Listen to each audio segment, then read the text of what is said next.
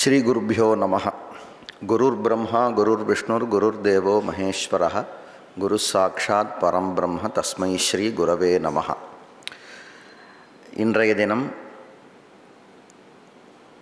சைவ பரிபாஷா என்ற புஸ்தகத்தில் இருக்கக்கூடிய இரண்டு முக்கியமான விஷயங்களை பற்றி நாம் பார்க்க இருக்கிறோம். இந்த உபன்யாசமானது நடைபெற இருக்கிறது. சைவ பரிபாஷா என்ற நூலில் பிரத்யக்ஷ பிரமாணம், சப்த பிரமாணம் என்ற இரண்டு பிரமாணங்கள், அதை பற்றி பார்க்க இருக்கிறோம். இந்த சைவ பரிபாஷா நூலானது சிவாக்ர யோகி என்ற ஒரு சைவரால் இயற்றப்பட்ட ஒரு புஸ்தகம். இந்த சிவாக்ர யோகி என்ற இந்த ஆசிரியரானவர் சூரியனார் கோவிலினுடைய ஆதீன கர்த்தராக திகழ்ந்தார் என்று சொல்வார்கள். இவரது காலத்தில் சைவ வைஷ்ணவ வாதங்களெல்லாம் அதிகமாக நடைபெற்றதாக நம்மால் அறிய முடிகிறது. இந்த சிவக்கொழுந்து என்று தமிழில் ஒரு வார்த்தை, அந்த சிவக்கொழுந்து என்ற அந்த சொல்லினுடைய ஒரு சம்ஸ்கிருத பதமாக சிவாக்ர என்ற சொல் திகழ்கிறது. இந்த சிவாக்ர யோகியனுடைய பெயர்தான் சிவக்கொழுந்து என்று இன்றும் பல தமிழில் பலருக்கு பெயர் இருப்பதை நம்மால் காண முடிகிறது. இந்த சிவாக்ர யோகி எழுதியிருக்கக்கூடிய இந்த சைவ பரிபாஷா, இதுபோல் அவர் சிவஞான போதம் ஆகிய சூத்திரங்களுக்கு உரை எழுதியிருக்கிறார். பிருகத் பாஷ்யம், லகு டீகா என்றெல்லாம் உரை எழுதியிருக்கிறார். அப்படிப்பட்ட இந்த நூலினை தழுவி இந்த இரண்டு விஷயங்கள், பிரத்யக்ஷ பிரமாணம், சப்த பிரமாணம், இந்த பிரமாணம் என்பது மிக மிக முக்கியமானது. ஒரு விஷயத்தை, முக்கியமான விஷயத்தை நாம் தெரிந்து கொள்வதற்கு கருவியாக, உபகரணமாக இருக்கக்கூடியது எதுவோ அதை சரியான அறிவு ஏற்படுவதற்கு, சரியாக தெரிந்து கொள்வதற்கு எது கருவியாக திகழ்கிறதோ அதை நாம் பிரமாணம் என்று சொல்வோம். இந்த சம்பிரதாயத்தில் நமக்கு பிரமாகரணம், பிரமாணம் என்று நமக்கு தர்க்கசாஸ்திரத்தின் மூலமாக லட்சணம் கிடைத்தாலும் கூட, இந்த நூலாசிரியர் பிரமாணம் என்பதற்கு என்ன விவரத்தை சொல்கிறார்? அது இந்திரியங்களுக்கு இருக்கக்கூடிய சக்தியைத்தான் பிரமாணம் என்று சொல்கிறாரா, அல்லது வேறு ஏதாவது ஒன்றினை பிரமாணம் என்று சொல்கிறாரா? பிரத்யக்ஷ பிரமாணம் என்று இவர் குறிப்பிடுவது எது? சப்த பிரமாணம் என்று எதை சொல்கிறார்? பிற பிரமாணங்களை பற்றி விட்டாலும் கூட இந்த இரண்டு பிரமாணம், நேரம் கருதி இந்த இரண்டு பிரமாணம் முக்கியமாக எடுத்துக்கொள்ளப்படுகிறது. அப்படி சிவாக்ர யோகி மிகவும் ஒரு பிரசித்தமான ஒரு சைவராக திகழ்ந்தார். அவரது நூலை தழுவி இந்த உபன்யாசமானது நடைபெறுகிறது. இந்த என்டோமெண்ட் லெக்சரானது Pandit NR Bhat memorial endowment என்ற அறக்கட்டளையின் வாயிலாக நிகழக்கூடியது. நமது வி கிருஷ்ணசுவாமி ஐயர் சான்ஸ்கிரிட் எஜுகேஷன் ட்ரஸ்டின் கீழே இருக்கக்கூடிய பல அறக்கட்டளைகளுள் இந்த அறக்கட்டளையும் ஒன்று. இந்த அறக்கட்டளை தீபா துரைசுவாமி என்ற ஒரு சிவாச்சாரிய சமூகத்தை சார்ந்திருக்கக்கூடிய ஒரு பெண்மணி, அவர்கள் குடும்பத்தின் வாயிலாக அமைக்கப்பட்டிருக்கக்கூடிய இரண்டு அறக்கட்டளைகளுள் இது ஒரு அறக்கட்டளை. அவர்களுடைய பெரியவர்கள் பெயரில் அமைக்கப்பட்டிருக்கக்கூடிய ஒரு அறக்கட்டளை. அவர்கள் டாக்டர் பண்டிட் என்ஆர் பட் அவர் பெயரில், அவரின் நினைவாக ஒரு 10 நாட்களுக்கு முன்பு டாக்டர் எஸ்எஸ் ஜானகி அவர்கள் பெயரில், அவர்கள் இந்த தீபா துரைசுவாமி அவர்கள் சார்பாக, குடும்பத்தின் சார்பாக, அவர்கள் பிதாமகர் குடும்பத்தின் சார்பாக இந்த அறக்கட்டளை அமைக்கப்பட்டது. சைவத்திற்கு தொண்டாற்றி இருக்கக்கூடிய சமீபத்தில் வாழ்ந்த பெரியவர்களின் பெயரை நினைப்பதற்காக இந்த அறக்கட்டளை அமைக்கப்பட்டது. டாக்டர் எஸ்எஸ் ஜானகி இந்த குப்புசுவாமி சாஸ்திரி ரிசர்ச் இன்ஸ்டியூட் என்ற இந்த ஆய்வு நிறுவனத்தில் இருந்து கொண்டு அவர் டைரக்டராக இருந்து கொண்டு பல சைவ ஆகமங்கள் தொடர்பான பல காரியங்களை எல்லாம் செய்தார். இதேபோல் டாக்டர் என்ஆர் பட் அவர்கள் நிறைய காரியங்களை ஏறத்தாழ ஒரு 40-50 வருடங்கள் கிட்டத்தட்ட பிரெஞ்சு இன்ஸ்டியூட் ஆஃப் இண்டாலஜி அதில் அவர் உறுப்பினராக சேர்ந்து டைரக்டராக திகழ்ந்து இன்று சைவாகமம் என்று அந்த வார்த்தையை நாம் சொல்கிறோம் என்றால் அதற்கு ஒரு சிலர் மிக மிக முக்கியமான காரணகர்த்தாக்களாக திகழ்ந்தார்கள். இந்த மயிலாப்பூரில் ஒரு 100-130 வருடங்களுக்கு முன்பு இருந்த சண்முகசுந்தர முதலியார், அதே போல் அழகப்ப முதலியார், இவர்களெல்லாம் ஆகமத்தை அச்சு வடிவத்தில் கொண்டு வந்தனர், பல ஆகமங்களை.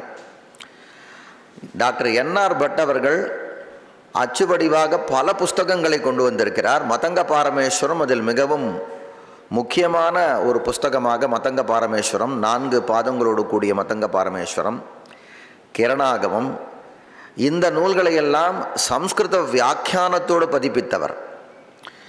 ஆகமங்கள் மூலாகமங்கள் எல்லாம் அது மூலத்தை மட்டும் வெளியிடுவது என்று சண்முகசுந்தர முதலியார் காலத்தில், அழகப்ப முதலியார் காலத்தில் இருந்தாலும் கூட டாக்டர் என்ஆர் பட் காலத்தில் அவைகளையெல்லாம் வியாக்கியானத்தோடு சேர்த்து சம்ஸ்கிருத வியாக்கியானத்தோடு, கிரணாகம சம்ஸ்கிருத வியாக்கியானம், மதங்க பாரமேஸ்வரம், இதெல்லாம் பார்த்தா சம்ஸ்கிருதத்தில் அப்படி ஒரு வியாக்கியானம் இருக்கான்னு யாருக்குமே தெரியாது. ஆகமத்துக்கு சம்ஸ்கிருதத்தில் வியாக்கியானமா அப்படின்னு சொல்லக்கூடிய அப்படி தான் நினைப்பார். ஆனால் அவர் என்ன ரொம்ப சிரமப்பட்டார் அப்படின்னா ஒன்றுமே கிடையாது அவர்கிட்ட. தமிழகத்தில் இருக்கக்கூடிய பல சிவாச்சாரியார் அவர்களது இல்லங்களுக்கு சென்று, வீட்டிற்கு சென்று அவர்களிடத்திலிருந்து ஓலைச்சுவடிகள் எல்லாம் அவர் ஒரு பெரிய டீம் ஒன்று அமைத்து, அவர் படித்தது பார்த்திங்கன்னா வியாக்கரணம் படிச்சிருக்கார். திருப்பதியில் இருக்கக்கூடிய வெங்கடேஸ்வரா யூனிவர்சிட்டியில் வியாக்கரணம் வாசிச்சிருக்கார். அவர் சொந்த ஊர் கர்நாடகா. அவர் இங்கே நம்ம கடைசி காலத்தில் இதே குப்புசுவாமி சாஸ்திரி ரிசர்ச் இன்ஸ்டியூட்டில் சாஸ்திர சூடாமணி பேராசிரியராக டாக்டர் எஸ்எஸ் ஜானகியின் கீழே அவர் பணியமர்த்தப்பட்டு இங்கே வேலை செய்தார். அந்த அளவுக்கு ரொம்ப ரொம்ப அமைதியானவர். ஆகமங்கள் மேலே அவர் இந்த சைவ சம்பிரதாயத்தை சார்ந்தவர் அல்ல. அவர் பட்டு, கர்நாடகத்தினுடைய பட்டு சம்பிரதாயத்தை சார்ந்தவர்.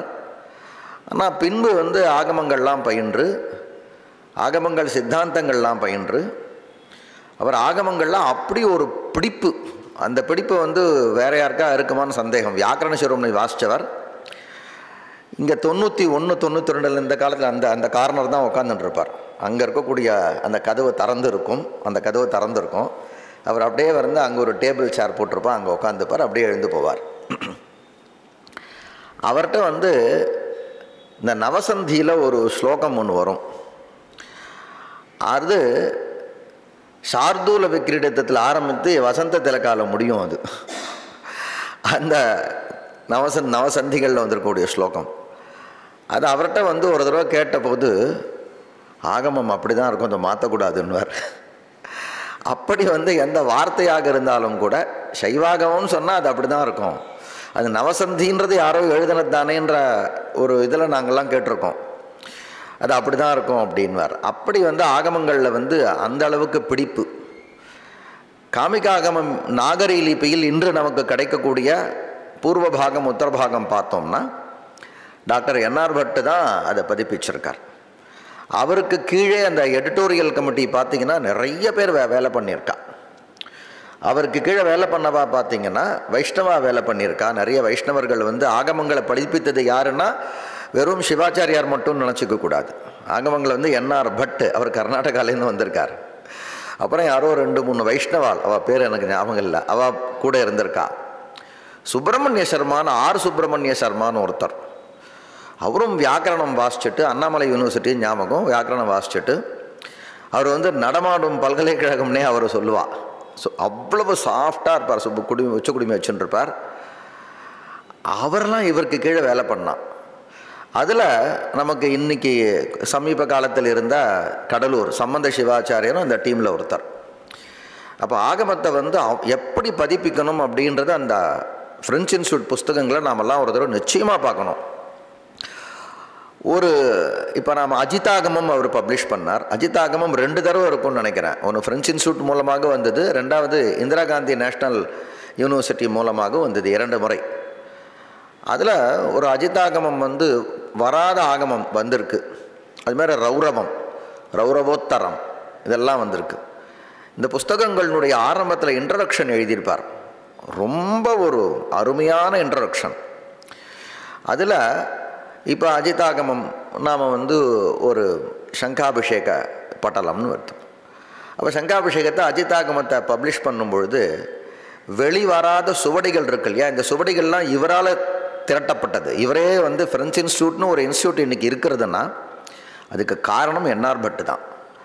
ஒரு சிவாச்சாரியார் வீடுகளுக்காக சென்று அவள்கிட்டேருந்து வந்து சுவடிகளை வாங்கி யார்கிட்டேருந்து வாங்கியிருக்கன்றத விவரம் கரெக்டாக கொடுத்துருக்கார். திருவாவடுதுறை ஆதீனம் நமக்கு சுவாமிநாத சிவாச்சாரியார்கிட்டேருந்து நிறைய வாங்கியிருக்கார். கீவலூர்னு ஒரு ஊர் நமக்கு இது திருவாரூர் கிட்டக்க இருக்குது. கீவலூர்னு கீவலூர்னு அங்கிருந்து பாலசுப்ரமணிய குருக்கள்னு அவர் வீட்டிலேருந்து நிறைய வாங்கியிருக்கார். இப்படி எங்கெங்கிறதெல்லாம் ஓலைச்சுவடி, அவ்வளவு ஓலைச்சுவடிகளை வந்து கலெக்ட் பண்ணி வச்சுருக்கார். இப்போ சங்காபிஷேகம் வருது அப்படின்னா வெளிவராத ஆகமம், அந்த ஆகமத்திலேருந்து எடுத்து குறிப்பையும் அடியில் போட்டிருப்பார்.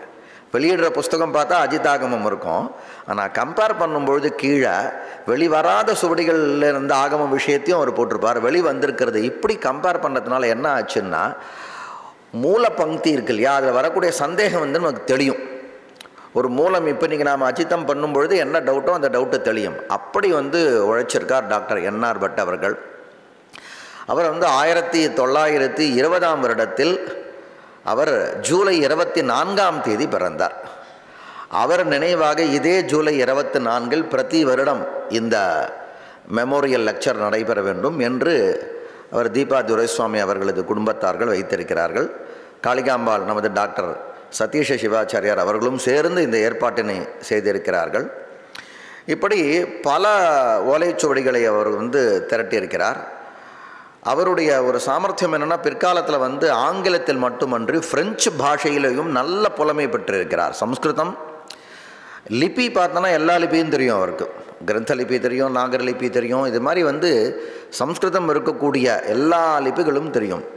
தென்னாடு மட்டும் இல்லாமல் வடநாடுகளுக்கும் சென்று, முக்கியமாக பார்க்கணுன்னா நம்ம வந்து இந்த அஷ்டபிரகரணம் புஸ்தகம் வெளியிட்டிருக்கக்கூடிய சதுர்வேதி த்விவேதி விரதவல்லப த்விவேதஹான்னு அவர் வந்து இவரை குறிப்பிட்டிருக்கார். டாக்டர் என்ஆர் பட்டை குறிப்பிட்டிருக்கார். இவளுடைய உழைப்பெல்லாம் நாம் பார்த்தோம்னா அவளுக்கு வந்து மேடை பேச்சுன்றது கொஞ்சம் சுமாராக தான் இருக்கும். இவள் வந்து நிறைய வேலை பண்ணி அதாவது நம்ம கிரிட்டிக்கல் எடிஷன் பண்ணி பழக்கம் இவாளுக்கு. அதனால் மேடையில் பேசுகிறது வெளியில் வர்றது திட்டமாக தான் இருக்கும் இவாளுக்கு. அவருடைய புஸ்தகம் அப்படிப்பட்டவர் அவர். அப்படி இவருடைய அந்த சுவடிகளினுடைய திரட்டு இருக்கு இல்லையா, பிரெஞ்ச் இன்ஸ்டியூட், அதற்கு 2005ஆம் வருடம் அந்த பிரெஞ்ச் இன்ஸ்டியூட் ஆஃப் இண்டாலஜிக்கே யுனெஸ்கோவின் மூலமாக ஒரு பெயர் வந்தது. என்ன தெரியுமா பெயர் அதுக்கு? Memory of the world collection அப்படின்னு. அதாவது உலகத்தினுடைய நினைவு இருக்கு இல்லையா, உலகம் முழுக்க இருக்கக்கூடிய மனிதர்களுடைய நினைவு, அந்த நினைவுகளினுடைய ஒரு பதிவாக இருக்கக்கூடிய இடம் வந்து பிரெஞ்ச் இன்ஸ்டியூட் ஆஃப் இண்டாலஜி.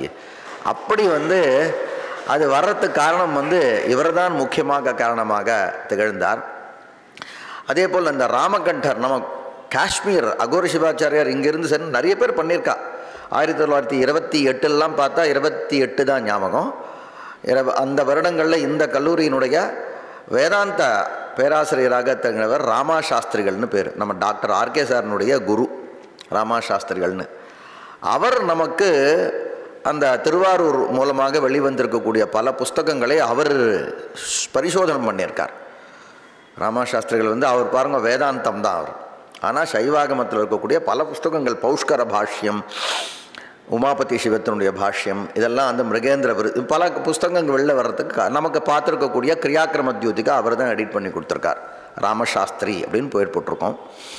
அப்படி பலர் செய்திருந்தாலும் கூட இவர் அந்த பிற்காலத்தில் ஏறத்தாழ 40-50 வருடங்கள் இவர் பண்ணிருக்கக்கூடிய வேலை அதனுடைய தொடர்ச்சியாக இன்றும் நடைபெற்று வருகிறது. காஷ்மீரத்தில் இருக்கக்கூடிய பண்டிதாலெல்லாம் இங்கே தமிழ்நாட்டில் நமக்கு அறிமுகப்படுத்திய ஒரு பெருமை இவருக்கு உண்டு. ராமகண்டர், வித்யாகண்டர், இந்த பேர்லாம் நமக்கு தெரியவே தெரியாது. அதெல்லாம் கொண்டு ஆய்வு செய்து அப்படி அந்த புஸ்தகம், எல்லா புஸ்தகத்தினுடைய இன்ட்ரடக்ஷன் நாம் படிக்கணும். அது சிலது இங்கிலீஷில் இருக்கும், சிலது ஃப்ரெஞ்சில் இருக்கும். ஃப்ரெஞ்சு நமக்கு தெரியாது, இங்கிலீஷில் இருக்கிறத நாம் படிக்கலாம். அப்படி இவருக்கு கீழே பலரை உருவாக்கினார். அந்த ஃபிலியோசாட்னு ஒரு அறிஞரை குறிப்பிடுவார்கள்.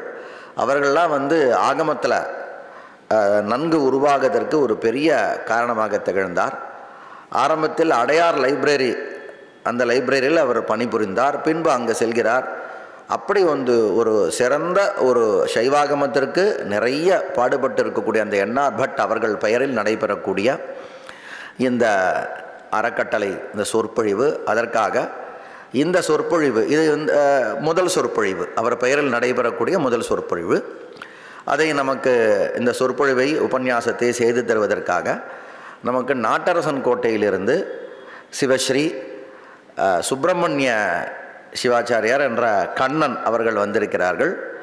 அவர்கள் நமது கல்லூரியில் வியாக்கரண சிரோமணியை வாசித்து, பின்பு பிஎட் வாசித்து, பின்பு மேற்கல்வியெல்லாம் பல இடத்தில் பயின்று இப்பொழுது நமக்கு சைவாகம பாடசாலையை நாட்டரசன் கோட்டையில் நடத்தி வருகிறார்.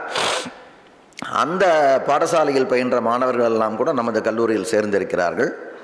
அப்படிப்பட்ட அவர் இந்த பல விருதுகளை எல்லாம் பெற்றிருக்கிறார். பல இடங்களுக்கு சென்று உபன்யாசம் செய்வது, பல பாடசாலைகளுக்கெல்லாம் ஆலோசனை வழங்குவது, இது போன்ற பல காரியங்களை செய்து வந்திருக்கக்கூடிய அவர் இந்த சைவ பரிபாஷா, எல்லா சாஸ்திரங்களுக்கும் மீமாம்சா பரிபாஷா என்று பார்க்கிறோம், தர்க்க சங்கிரகா என்று பிரகரண கிரந்தங்கள் உண்டு. அதேபோல் இந்த சைவ சித்தாந்தம், சைவ தரிசன கிரந்தங்கள் படிக்க வேண்டும் என்றால் அதற்கான ஒரு பரிபாஷையாக இந்த நூல் திகழ்கிறது. ஆனால் சைவத்தில் கூட பல பேதங்கள் இருக்கின்றன. ஸ்ரீகண்ட பாஷ்யத்தில் பார்க்கக்கூடிய அந்த சைவ தரிசனம் வேறு ரீதியில் இருக்கும், சைவ பரிபாஷாவினுடைய ஒரு நோக்கம் வேறு ரீதியில் இருக்கும்.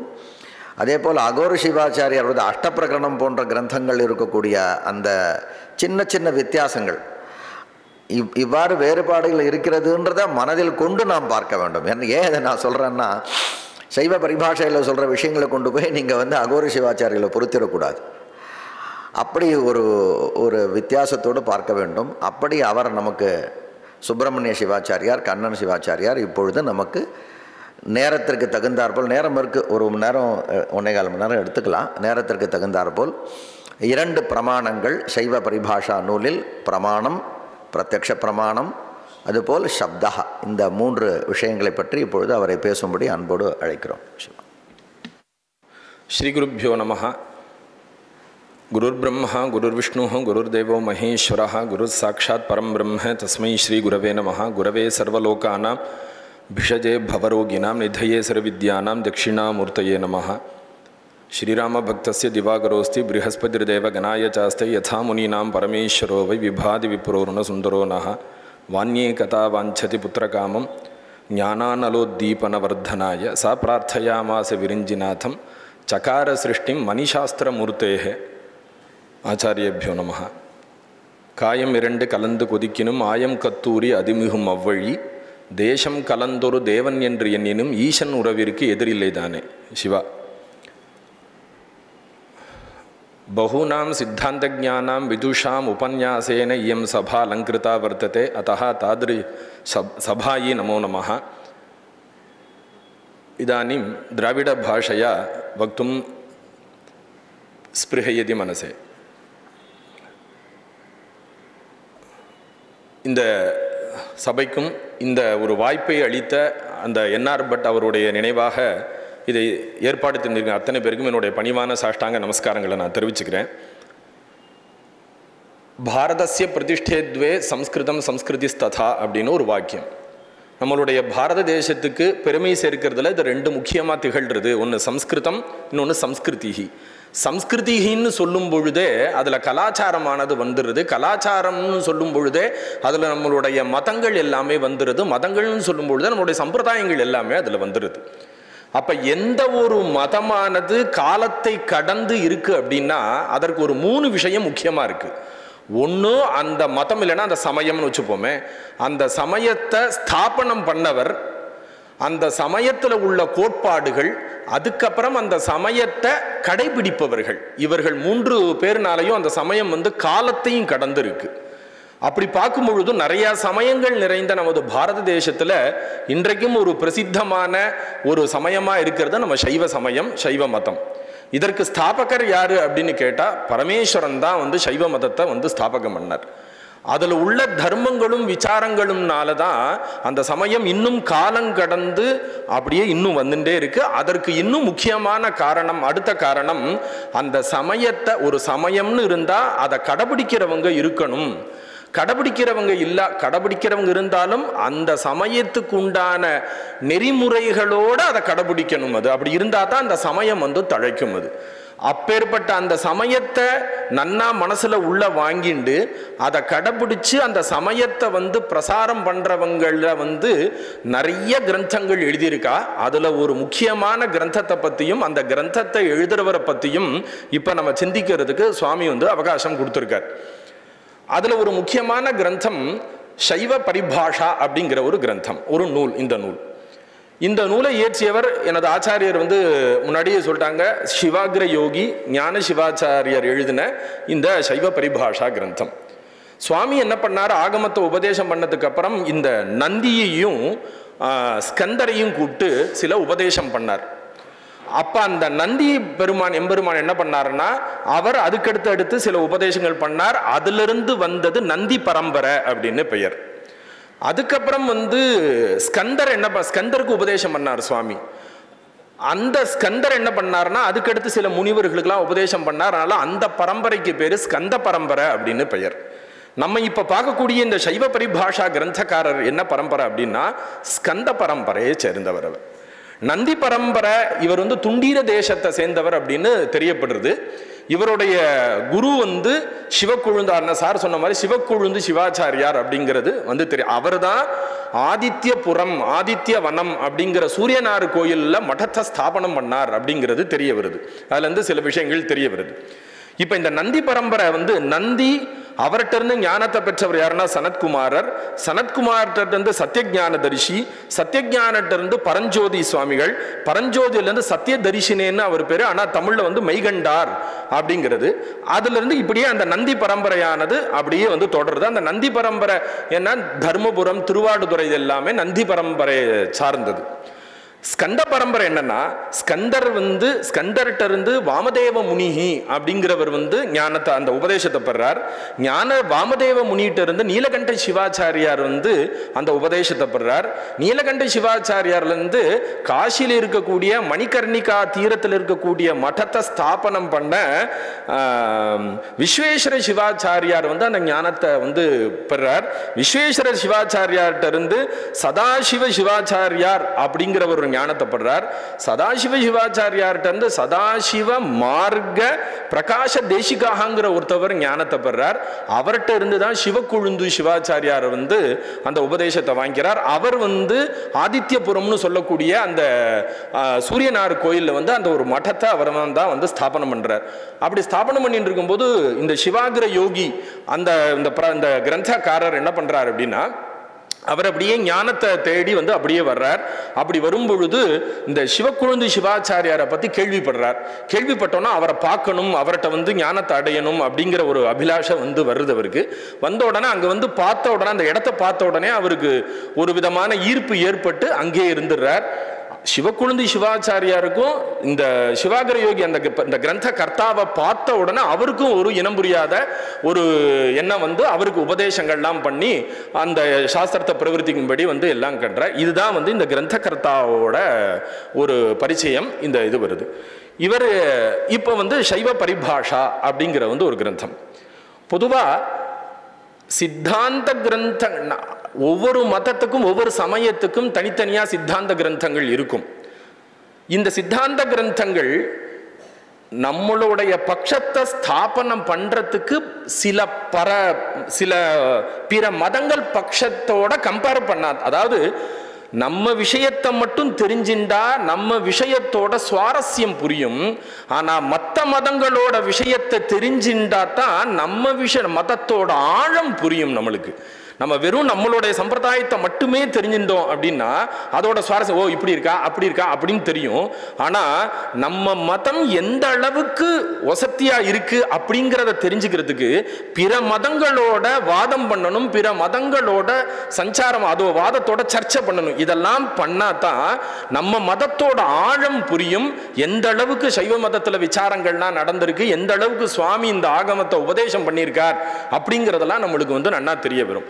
அதனாலதான் அந்த சித்தாந்த கிரந்தங்கள்ல பல சாஸ்திரங்களோட விசாரமானது இந்த சைவ பரிபாஷைங்கிற கிரந்தங்கள்ல பண்ணியிருக்கார் அந்த சிவாகிர யோகி ஞான சிவாச்சாரியார். இன்னொன்னு, இந்த முதல்ல இந்த சைவ பாஷாம் வதாமியகம் தான் சொல்றாரு முதல்ல. அப்படி சொல்லும் பொழுது சைவ பரிபாஷான்னு கிரந்தம் இருக்கேப்பா, ஆனா நீ சைவ பாஷை அப்படின்னு சொல்றியே அப்படின்னு கேட்டா, இல்ல நாமைக தேச கிரகணே நாமகிரகணம் அப்படிங்கிற ஒரு நியாயத்தை வச்சுட்டு சத்யபாமா பாமா அப்படிங்கிறதெல்லாம் சொல்றது இல்லையா, அது மாதிரி பின்னாடி அந்த புஷ்பிகையில சைவ பரிபாஷாம்னே சொல்றார். அதனால சைவ பரிபாஷை தான் இந்த கிரந்தத்துக்கு பேர் அப்படிங்கிறதும் முதல்ல அந்த விவரணங்கள்லாம் வருது. இதுல 5 பரிச்சேதங்களா இந்த புஸ்தகத்துல நிறைய சித்தாந்த விஷயங்களை இது பண்ற.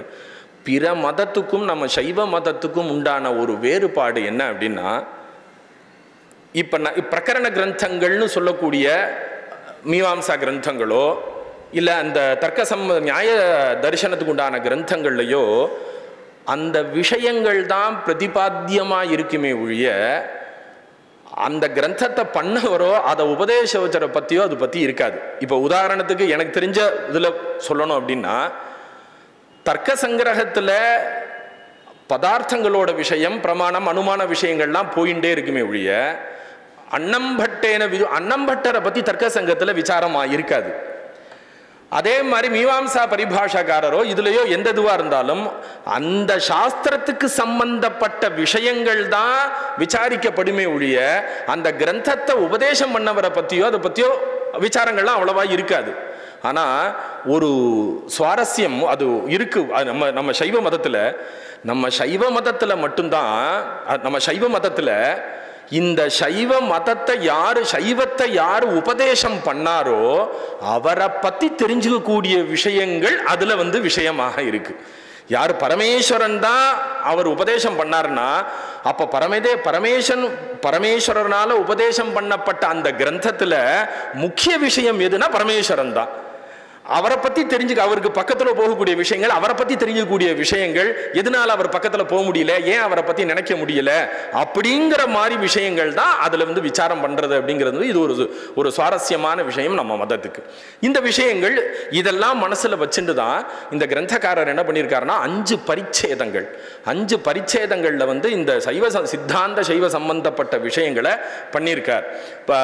அந்த சர்க்கவர்க்க அந்த பரிச்சேதங்கிறதுக்கு நிறைய அர்த்தங்கள் உண்டு. சர்க்க வர்க்க பரிச்சேதோத்காத அத்தியாயாங்க பரிகிரஹாஹ உச்வாச பிரதிபத்திச்ச காண்டமஸ்திரியாம் அப்படின்னு அப்படி போகும். மறுபடியும் ஸ்தானம் பிரகரணம் பர்வ அன்னிஷ்ட கிரந்த சந்தயா அப்படின்னு சப்தகல்ப துர்மத்திலையும் வாசஸ்பத்தியத்திலையும் இருக்கு. பரிச்சேதம் என்னென்ன இதெல்லாம் இருக்கும் அப்படிங்கிறது. இவர் இந்த 5 பரிச்சேதத்துல இந்த சித்தாந்த சைவ விஷயங்கள் எல்லாத்தையுமே அடக்கிறார். முதல் பரிச்சேதத்துல பிரமாணத்தை பத்தி சொல்றார். 2வது பரிச்சேதத்துல பதியை பத்தி சொல்றார். 3வது பரிச்சேதத்துல பதி பசுவை பத்தி சொல்றார், ஜீவஸ்வரூபத்தை பத்தி சொல்றார். 4வது பரிச்சேதத்துல பாசத்தை பத்தி விசாரம் பண்றார். 5வது பரிச்சேதத்துல பரமம் லட்சியம் எது அப்படின்னா மோக்ஷம், மோக்ஷத்தை பத்தி சொல்றார். அந்த மோக்ஷத்துக்கு எதனால கிடைக்கிறங்கிற தீட்சையை பத்தியும் நன்னா விவரணமா சொல்றார். அதனால இந்த 5 பரிச்சேதம், இந்த 5 பரிச்சேதத்திலையும் இந்த 5 விஷயங்களை சொல்றார். இப்ப எல்லாருக்குமே ஒரு சந்தேகம் வரும். முதல் பரிச்சேதத்துல பிரமாணத்தை பத்தி சொல்றார். பிரமாணத்தினால என்ன பிரயோஜனம்? பிரத்யக்ஷமா ஒரு விஷயம் தெரியும் போது இது ஏன் நம்ம பிரமாணத்தினால தான் தெரிஞ்சுக்கணுமா? அப்படின்னு ஒரு கேள்வி வரும். அதுவும் இல்லாமல் சில கிரந்தங்கள் பிரகரண கிரந்தங்களாக இருந்தாலும் அது அடுத்தடுத்த பிரகரணங்களில் தான் உபமான கண்டம் அனுமானம் பிரமாணம்னு போவாளே ஒழிய எடுத்த எடுப்புல பிரமாணத்தை பற்றி யாரும் பேசியிருக்க மாட்டார். அப்போ இவர் முதல் பரிச்சேதத்திலேயே பிரமாணத்தை சொல்றார். அப்போ பிரமாணத்தினால என்ன பிரயோஜனம்னா, பிரமாணத்தை நம்ம ஏன் தெரிஞ்சுக்கணும் அப்படின்னா, பிரமாணம் தெரிஞ்சிட்டாதான் விஸ்வாசம் ஏற்படும், விஸ்வாசம் ஏற்பட்டாதான் ஸ்ரத்த வரும், ஸ்ரத்த வந்தாதான் அந்த செயலில் நம்ம பிரவர்த்திக்க முடியும். விஸ்வாசமே நம்மளுக்கு ஏற்படலை அப்படின்னா, அவர் வாக்கியில் எனக்கு விஸ்வாசமே இல்லைப்பா, அதனால நான் சொல்லணும்னு எனக்கு கேட்க தேவையே இல்லை அப்படின்னு சொல்லிட்டு போயிடலாம். அப்போ ஒருத்தர் ஒரு விஸ்வாசம் வரணும்னா அதுக்கு பிரமாணத்தோட நம்ம தெரிஞ்சுக்க வேண்டும். அதுக்கு பிரமாணம் அவசியமா இருக்கு. பிரமாணம் இல்லாம நம்ம தெரிஞ்சிட்டோம்னா அதுல விசுவாசம் வர போறது இல்லை. சரி, விசுவாசம் வர போறது இல்லைன்னா அதுல நம்ம பிரவர்த்திக்க போறது இல்லை. பிரவர்த்திக்கலைன்னா அதோட பலன் நம்மளுக்கு கிடைக்க போறது இல்லை. அப்ப இதனாலதான் நம்ம பிரமாணத்தை தெரிஞ்சுக்கணும் அப்படிங்கிறதுனாலே அதை மனசுல வச்சுட்டு இந்த கிரந்தகர்த்தர் என்ன பண்ணியிருக்காருன்னா முதல் பரிச்சேதத்துல பிரமாணத்தை ஃபுல்லா சொல்லிடுறார். அப்ப பிரமாணத்தை பத்தி தெரிஞ்சுட்டாத்தா, அப்ப பிரமாணத்தை பத்தி தெரிஞ்ச உடனே நம்மளுக்கு என்ன வந்துடும், இந்த கிரந்தத்து மேல தன்னால விசுவாசம் வந்துடும். விசுவாசம் வந்தோடனே என்ன பண்ணுவோம் நம்ம, இது சப்பிரமாணமா நிரூபிச்சிருக்காரு, அப்ப இனிமே அடுத்த பரிச்சேதத்தை நம்ம தெரிஞ்சுக்கணும், அதுக்கடுத்த பரிச்சேதத்தை நம்ம தெரிஞ்சுக்கணும், அதுக்கடுத்த பரிச்சேதத்தை நம்ம தெரிஞ்சுக்கணும் அப்படின்னு நம்ம அதுல பிரவர்த்திப்போம். பிரவர்த்திச்சுக்கு அப்புறம் என்ன ஆகும், ஒரு நிஷ்கர்ஷமான ஒரு ஞானமானது நம்மளுக்கு வந்துடும். இதுதான் பதினா இந்த இதுல இப்படிதான் சொல்லியிருக்காரு அப்படிங்கிறது. அதனாலதான் இவர் என்ன பண்ணியிருக்காரு அப்படின்னா முதல்ல பிரமாண விஷயத்தை நம்மளுக்கு சொல்லியிருக்காரு. ஒவ்வொரு சாஸ்திரத்துக்கும் ஒரு முக்கியமான கோடு வேடு மாதிரி இருக்கும். அப்ப நம்ம இந்த சித்தாந்த சாஸ்திரத்துக்கும் பிரமாணத்தை பத்தி சொல்லும் பொழுது நான் முதல்ல சொல்லிடுறேன், ஆத்ம சிச்சக்திரேவ பிரமாணம் அப்படின்னு சொல்றார். ஆத்ம சிச்சக்தியேவ பிரமாணம் அப்படிங்கிறார். அதை எப்படி ஸ்தாபனம் பண்ண போறார் அப்படிங்கிறது தான் இந்த முதல் பரிச்சேதத்துல ஃபுல்லா அருமையா சர்ச்சை பண்ணியிருக்கார். முதல்ல இவர் ஆரம்பிக்கிற விஷயத்தை எப்படி இவர் ஆரம்பிக்கிறார் அப்படின்னா, அவர் பாருங்க, அதான் லக்ஷீக சக்ஷுஷ்காக லக்ஷணீக சக்ஷுஷ்காகனு ரெண்டு. அவளுக்கெல்லாம் விசாரத்தினால சித்தாந்தத்தை சாதிக்கல, சித்தாந்தத்துக்கு தகுந்த மாதிரி விசாரத்தை கொண்டு போயிருக்கா அவெல்லாம்.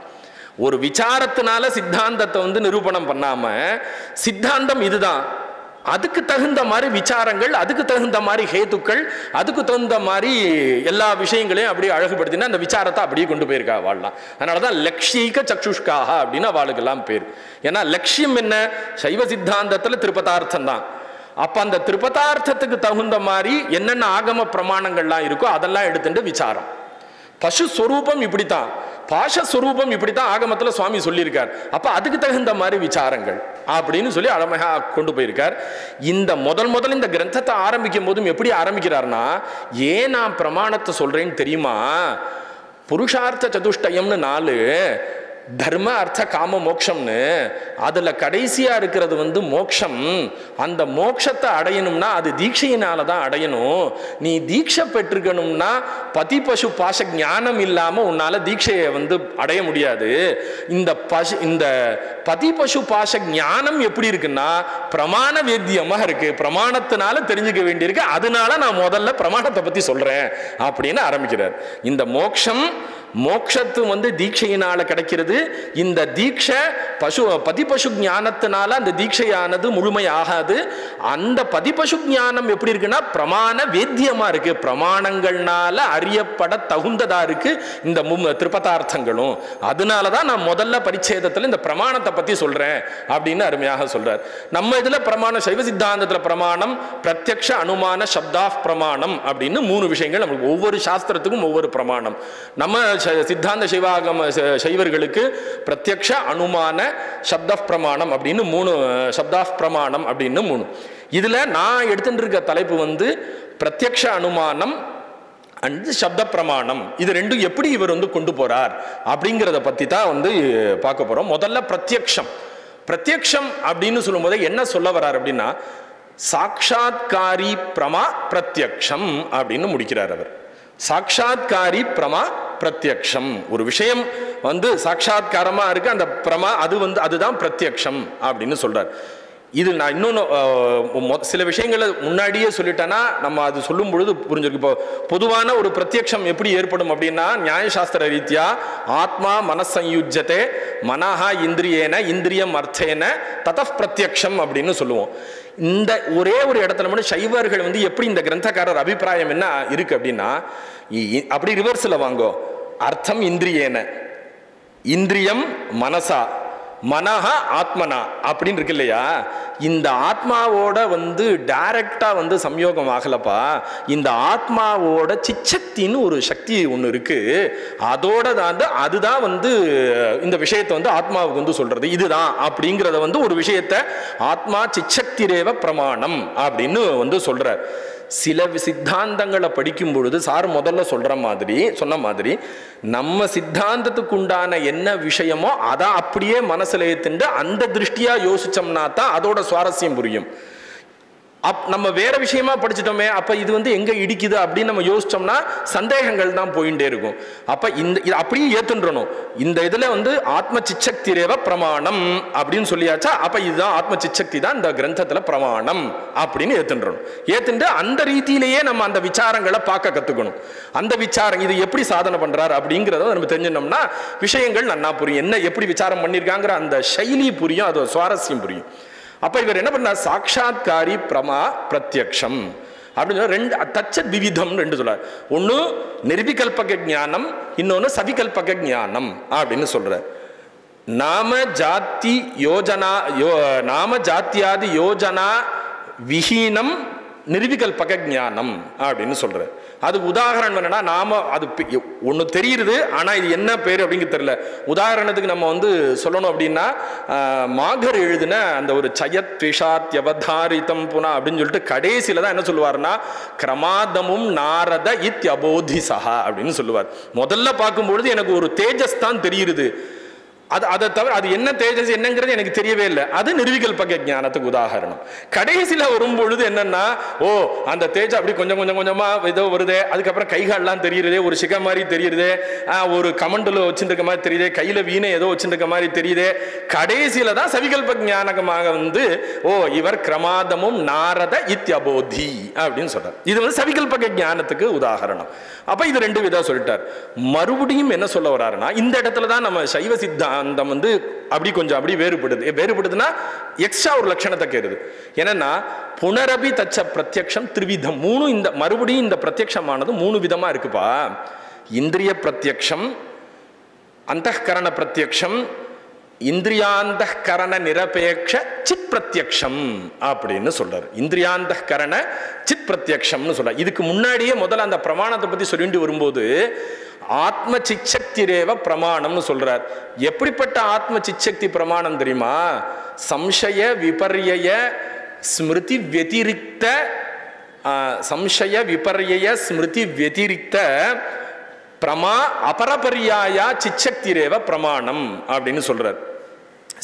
சில லட்சணங்கள்லாம் பார்க்கும் பொழுது இந்த சைவ சித்தாந்தத்துல சொன்ன லட்சணங்கள் சட்டுன்னு ஈஸியா புரியுறதோ அப்படின்னு என்னோட ஒரு அபிப்பிராயம். சம்சயத்துக்கு உண்டான லட்சணம் சில சாஸ்திரங்கள் வேற மாதிரி சொல்லியிருக்கு.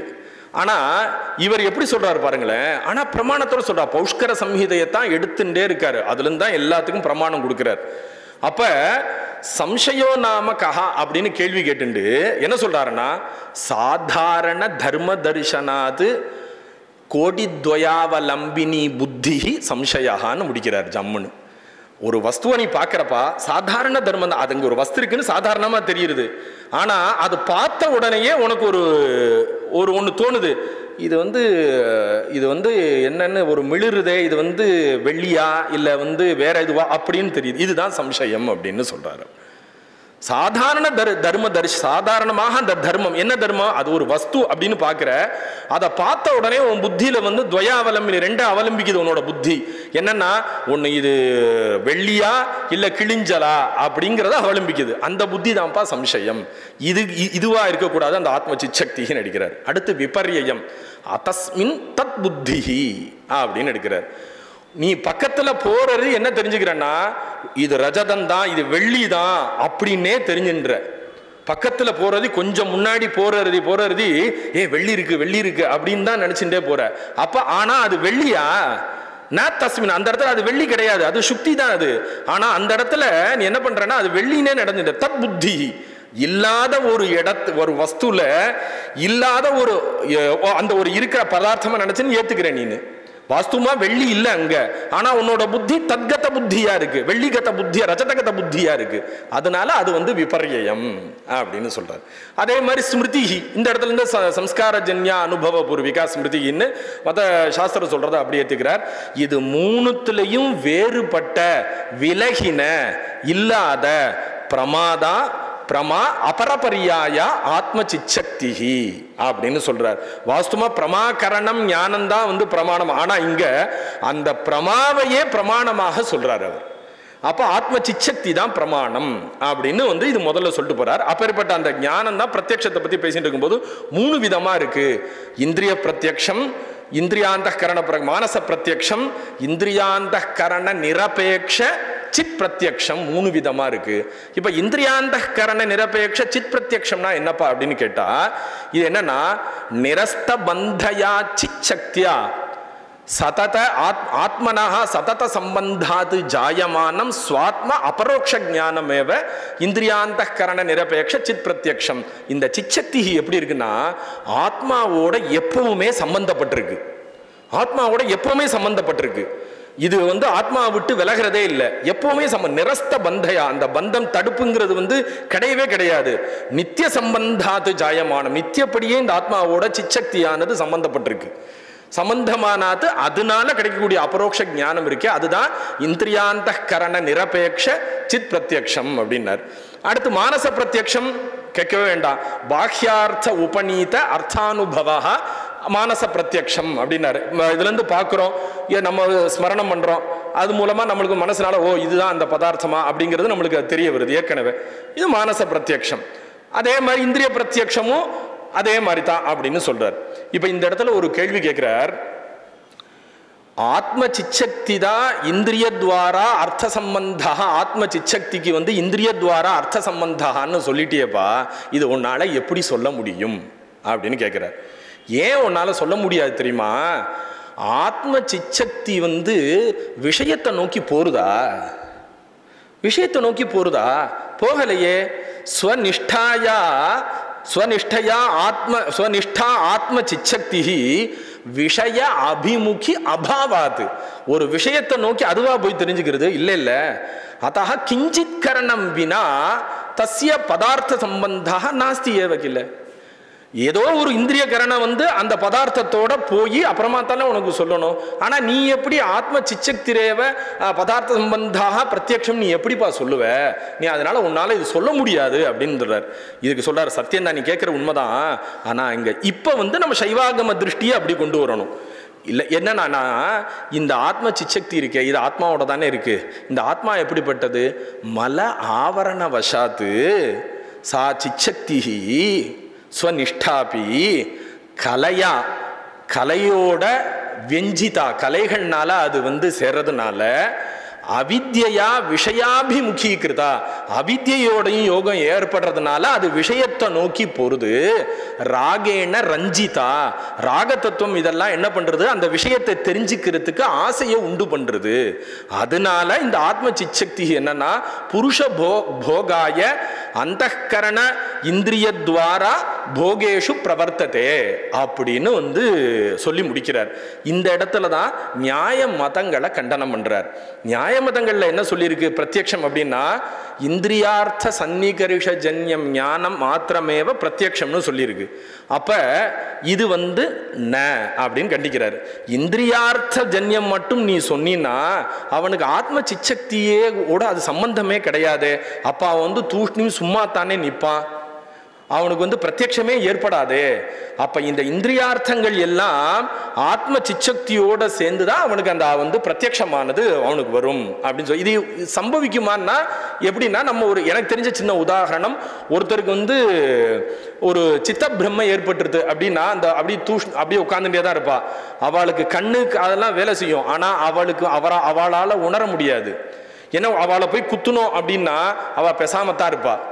அவள் கண்ணில் ஏதாவது கண்ணுக்கு முன்னாடி தீபத்தை காட்டினோம்னாலும் அப்படி இருக்கும். இந்திரியார்த்த சனிகர் அவளுக்கு தெரியும் அது வந்து. ஆனால் அது மூலமாக இந்த ஆத்ம சிச்சக்தியோட தொடர்பு ஏற்படாததுனால அவளுக்கு வந்து இவன் நம்மளை குத்துறான், இது வந்து முன்னாடி வந்து தீபாரணா காமிக்கிறது, இந்த ஸ்மெல்லு வருது, இந்த இது நன்னா இருக்கு அப்படிங்கிறதெல்லாம் அவளுக்கு ஏற்படாது. அதனால நெய்யாயிக மதத்தில் சொன்ன இந்திரியார்த்த சன்னிகர்ஷ ஜன்யம் ஞானம் மட்டுமே பிரத்யக்ஷமா ஆகாது. ஆத்ம சிச்சக்தி தான்ப்பா அதுக்கு காரணம். அதனால ஆத்ம சக்தி தான் வந்து பிரமாணம் அப்படின்னு சொல்லிட்டு இந்த பிரத்யக்ஷ பிரமாணத்தை அழகா அதை அப்படியே முடிச்சு வைக்கிறார். அடுத்து அனுமானத்தை கொண்டு வர்றார். அனுமானத்துல நிறைய விஷயங்கள் கொண்டு வர்றார்.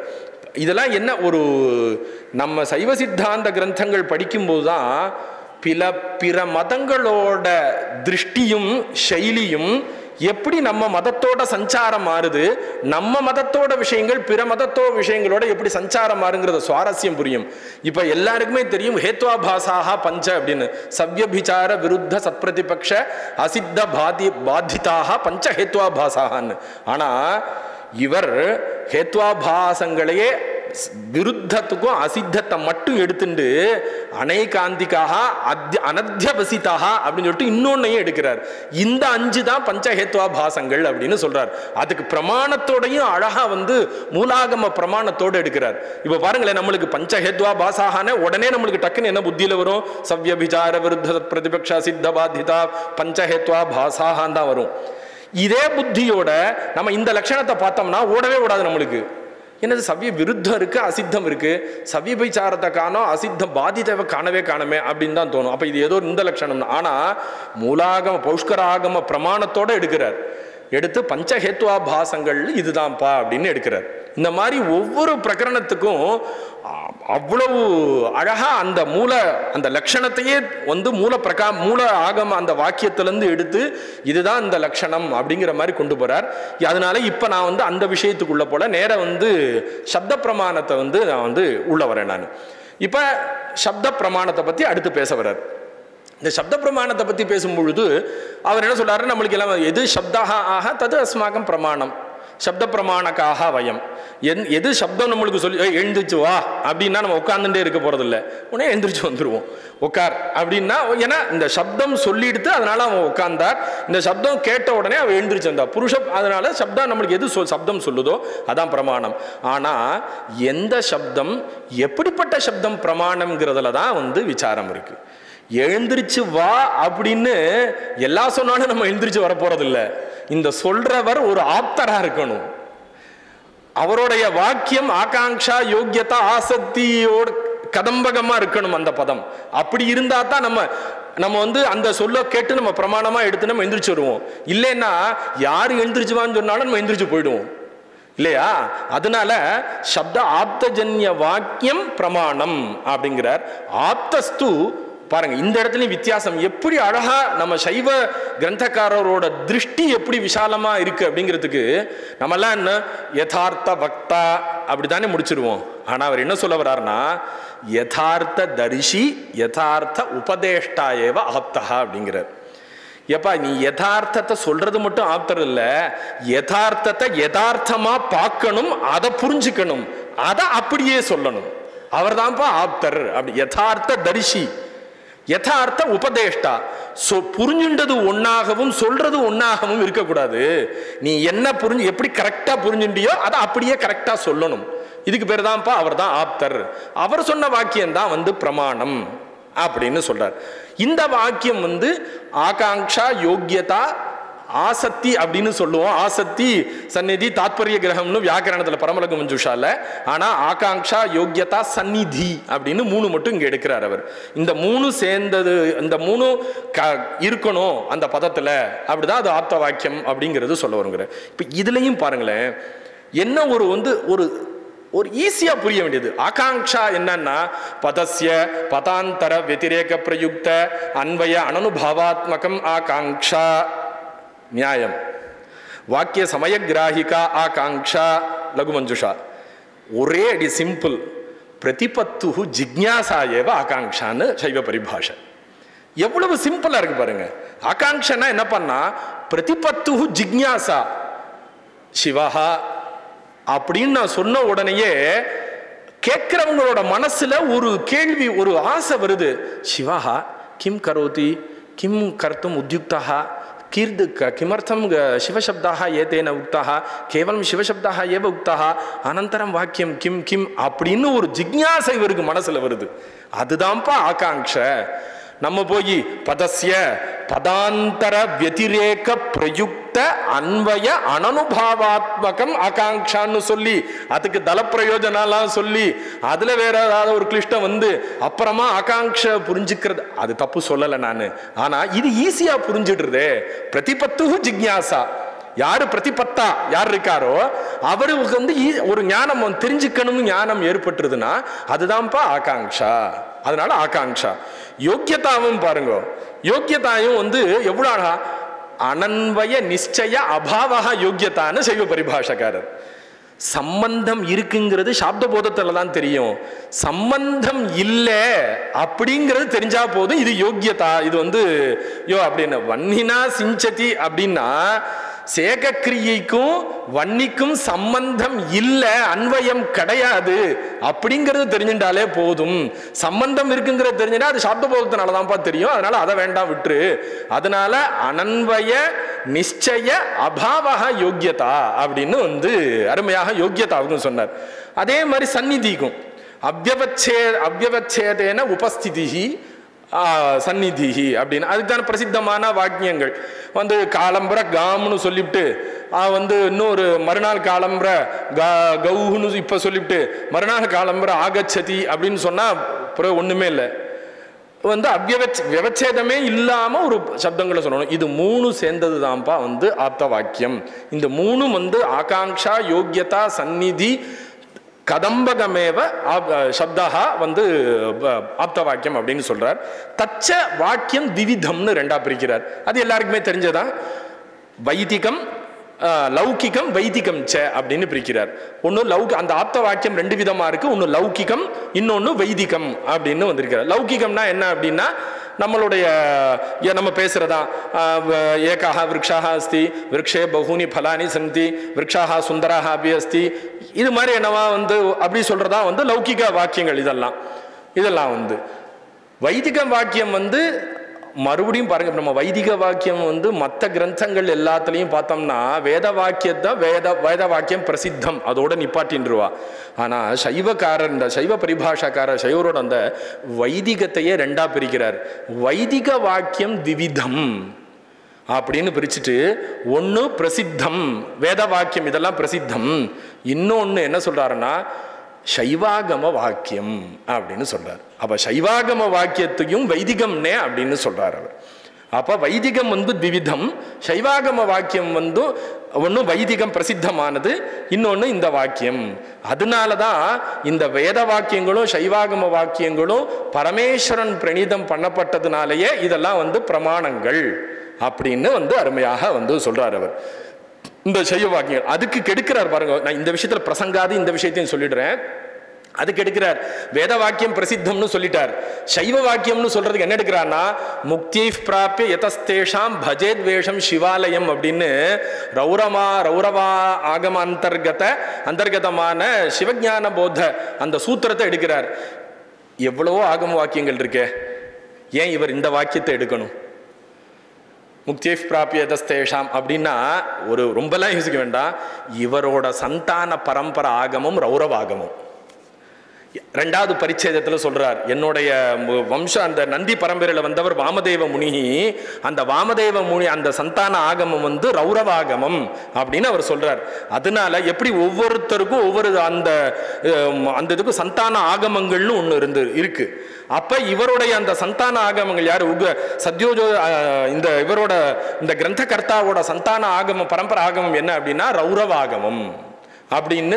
அதனால இதெல்லாம் வந்து கமக்கங்கள். இதெல்லாம் வந்து அப்படியே வந்து அந்த வேற ஒரு காமிக ஆகமத்தை வாக்கியம் எடுத்து போட்டுருந்தா நம்ம ஒன்றும் சொல்ல போறது இல்லை. அது நல்லதான். ஆமா, ஆகம வாக்கியம் தான். வைதிகம் திவிதம் ஒன்று வேத வாக்கியம், இன்னொன்று சைவாகம வாக்கியம் தெரிஞ்சிடலாம். ஆனா அப்படியே மறைமுகமாக என்ன சொல்றான்னா முக்தி பிராபியதஸ்தேஷாம் பஜேத்வேஷம் சிவாலயம் அப்படின்னு சொன்னதுனாலே இந்த வாக்கியம் எங்க இருக்கு? ரௌரவாகமத்தில் இருக்கு. ஏன் ரௌரவாகமத்தை எடுக்கணும்னா இவருடைய சந்தான ஆகமமா ரௌரவாகம் இருக்கிறதுனால அதை ஞாபகப்படுத்துற என்னுடைய சந்தான ஆகமம் ரௌரவ ஆகமம் தான் அப்படிங்கிறது இதுல இருந்து. அதனால பிரசங்கார் இந்த விஷயத்தை சொல்லிட்டேன்.